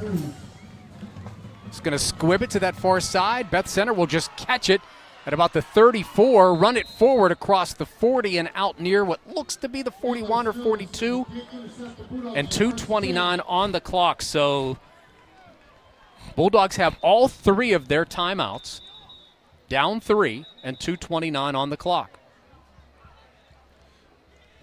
Guy just kind of dropped down there, and I wondered, it's not a hot night, but it's not cool either. And I was wondering about cramping and all, but that doesn't seem to be the issue. So I don't think we got a timeout. Is this just an officials? No, now they're whistling. Yeah, they came out as if it was a timeout. Both teams had kind of gone towards their respective sidelines, and now they're blowing the whistle and bringing them back out. And they wind the clock now.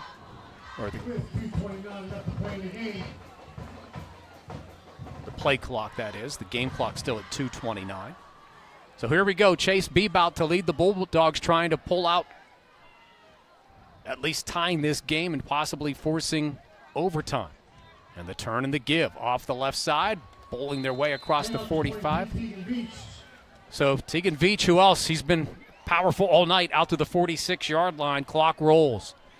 They ran the Twins unbalanced into the boundary that time and ran the lead play as they've run a lot of times this evening. And they're also changing personnel and in the huddle. The clock continues to roll, so we're down to 2 minutes left. And they finally get to the line of scrimmage. They're going to have to speed things up a little bit. They have 3 timeouts. The give and the run off the right side and out to midfield of the Bulldogs, and clock is at 1:50 and rolling. This is going to be a 3rd and 2. And do we get a timeout? We did. Timeout, Beth-Center, 1:46. We'll keep it here for this break. But, boy, this second half has been interesting. We went to halftime with Beth-Center leading it by a score of 10-7. But Beth-Center on their opening possession of the second half, Tegan Veach, a 9-yard touchdown run. The extra point was good, and they had a 10-point lead, 17-7 with 6:07 left in the third quarter. Avella, though, came right back. The very first play they ran after that touchdown, a 63-yard run by Bryce Wright. The extra point was good. It made it 17-14 with 5:44 to play. It took them all of 23 seconds to get those points back. But then Avella, rush, a 1-yard touchdown plunge, the extra point no good. And with the score 20-17, Beth-Center has the football with 1:46 left. They now have 2 timeouts remaining. This will be a important situation here because are they going to try to get the first down? Right. Are they going to take a timeout again? No, they're going to go kind of stack things to the right. And we get another whistle. I guess the band was playing. Is that what they were? Yeah, everybody's kind of looking back.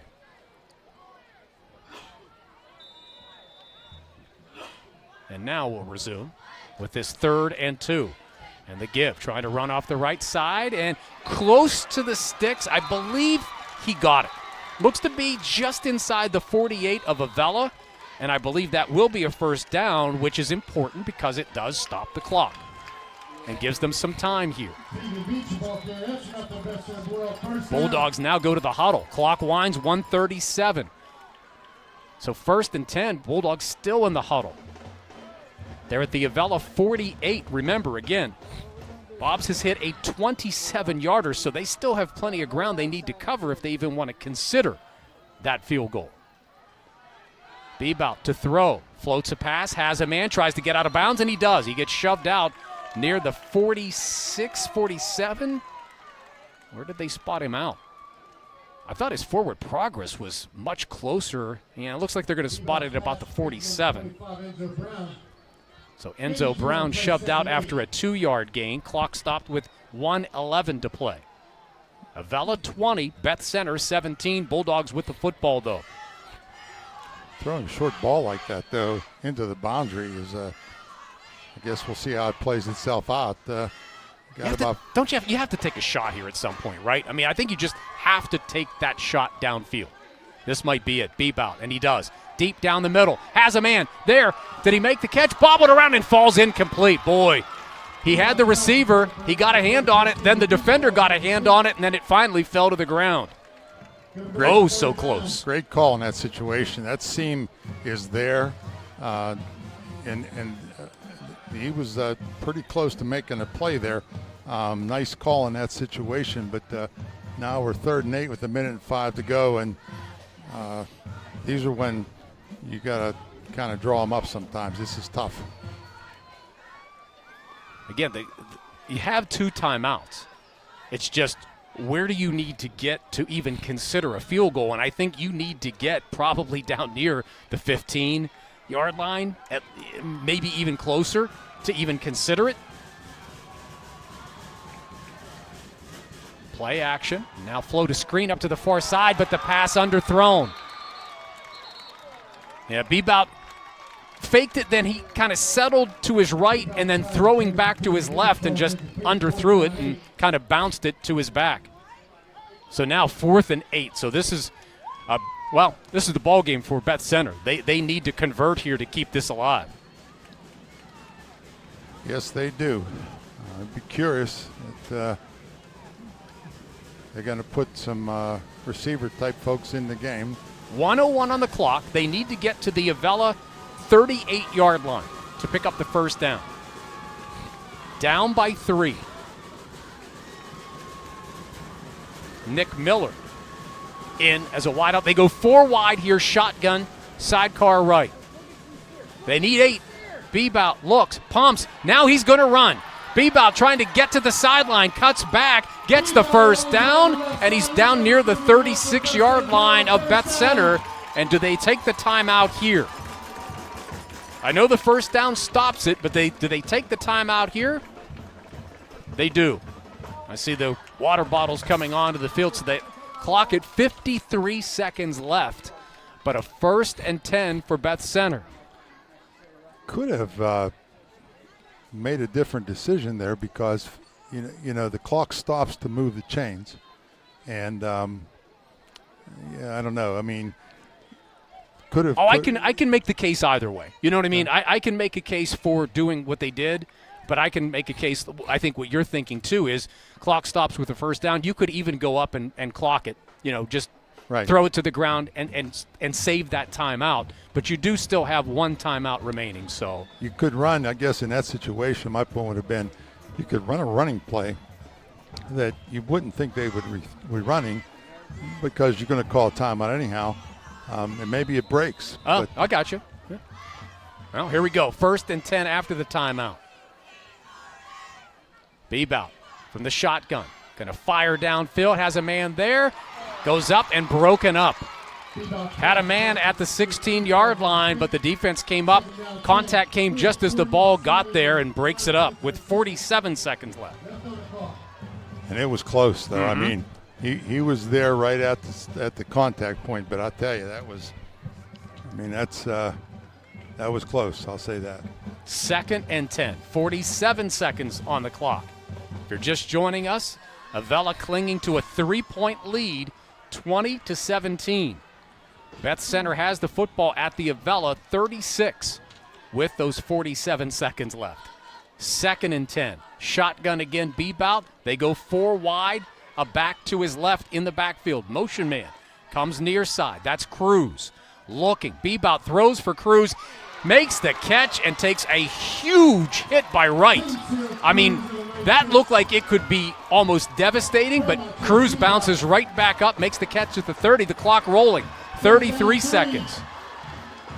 Bebout just going to spike it, and that stops the clock with 27. They didn't stop the clock.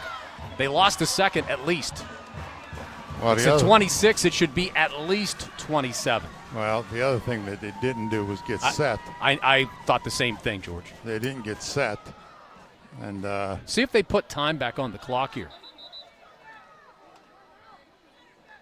There was at least a second. And I see our referee talking to that near sideline, and I think they might. I think our referee was actually looking at the clock when he was signaling for them to stop it. So I think he would have a right to put time back, but I guess he's not.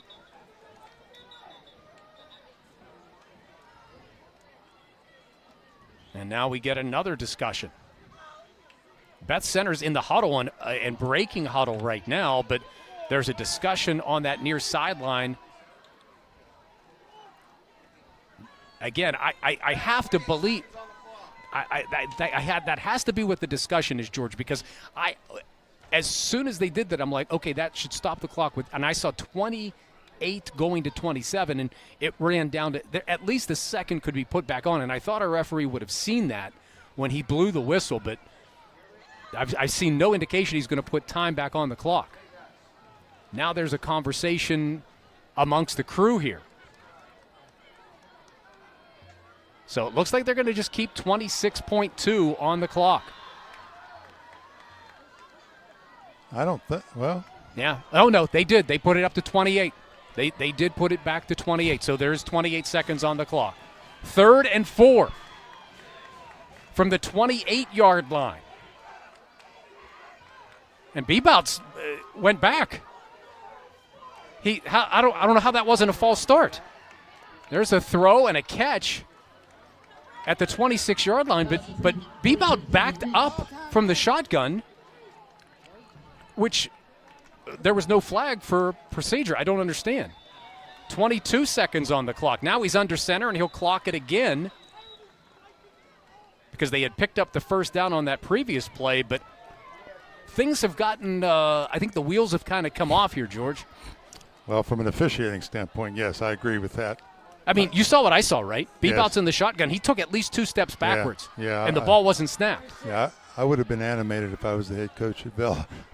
Yeah, Ryan Giacchini, I wasn't really looking over there to see if he was indicating anything, but here's the situation. It's 2nd and 10, Beth-Center at the Avella 26, and there's 20 seconds on the clock. Bebout, shotgun, and he hands it off, and the run is going to get stacked up. That's going to be the ball game. The ball came out, but what? Yeah, the clock stopped here. Why is the clock stopped? Why is the clock stopped? I don't know. It was a run. They stacked the play up. The ball did come out. What? But the clock is stopped with 10.8 seconds. There's no. So they had a timeout? Okay. So the timeout there, I thought they were out already. I thought they had used that third one. Yeah. At least the scoreboard had yeah. that they were out. But, okay, so that's the reason why. So Beth-Center does use their final timeout, and they're staring at what's a 3rd and 12. But the bigger issue is there's only 10.8 seconds on the clock. They're down by 3. You can't consider, I mean, you see the football here in the NFL and you say, oh, kick a field goal and tie it. Well, that's not going to happen here, not on this field, in this situation. So they're not even close to considering a field goal here. So I'll be curious what the play call is here because you don't have a timeout. Do you just take a shot for the end zone? Well, the only hope you have if you don't get in the end zone is you got to get a first down to make them stop the clock, if theory. My thinking is, remember that pass interference penalty that set up Avella on the touchdown that has put them ahead in this game? I think you have to take that shot to either give your receiver a chance, possibly get a defensive penalty. But here we go. 3rd and 12. Bebout's going to roll to his left. The right-hander sets, fires downfield, has a man. Cruz, is he going to get out of bounds? That's the question. I don't think he did. Well, they stopped now it. They did stop it with the first down. 3.8 seconds.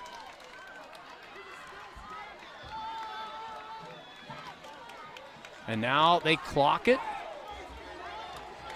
with 1.9, and now a penalty flag flies. That flag just came out. They weren't set.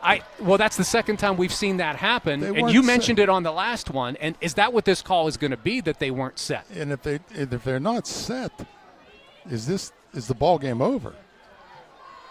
Our referee's going to run over to this sideline, or is he? No, they did. That must be what they called, George.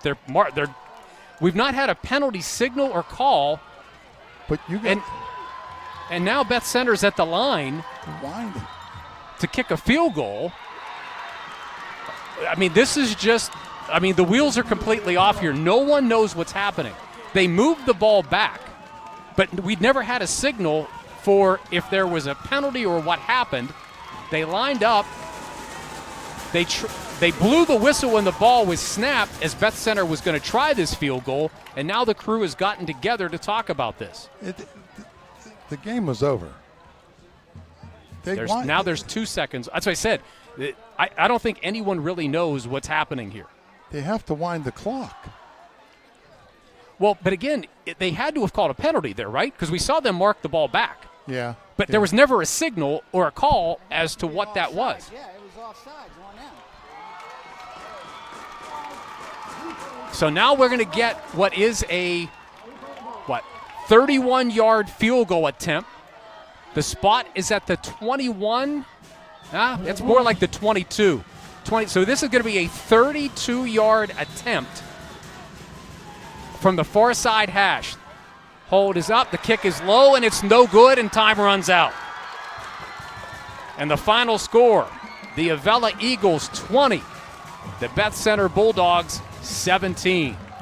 We're going to take a break. We'll come back to close this one out. We'll also be naming our player of the game as well, so stick around for that. Again, 20-17, Avella wins and improves to 2-1 in the Tri-County South. Beth-Center falls to 1-2 in the conference. More on the WJPA Sports Network, presented by CNX Foundation.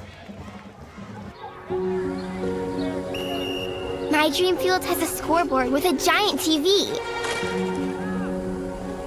My Dream Field has dugouts for our mascot to dance on.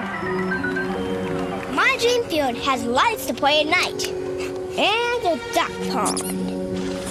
CNX is making dream fields come true by donating millions of dollars throughout Appalachia. Nominate your field at cnx.com/dreamfields.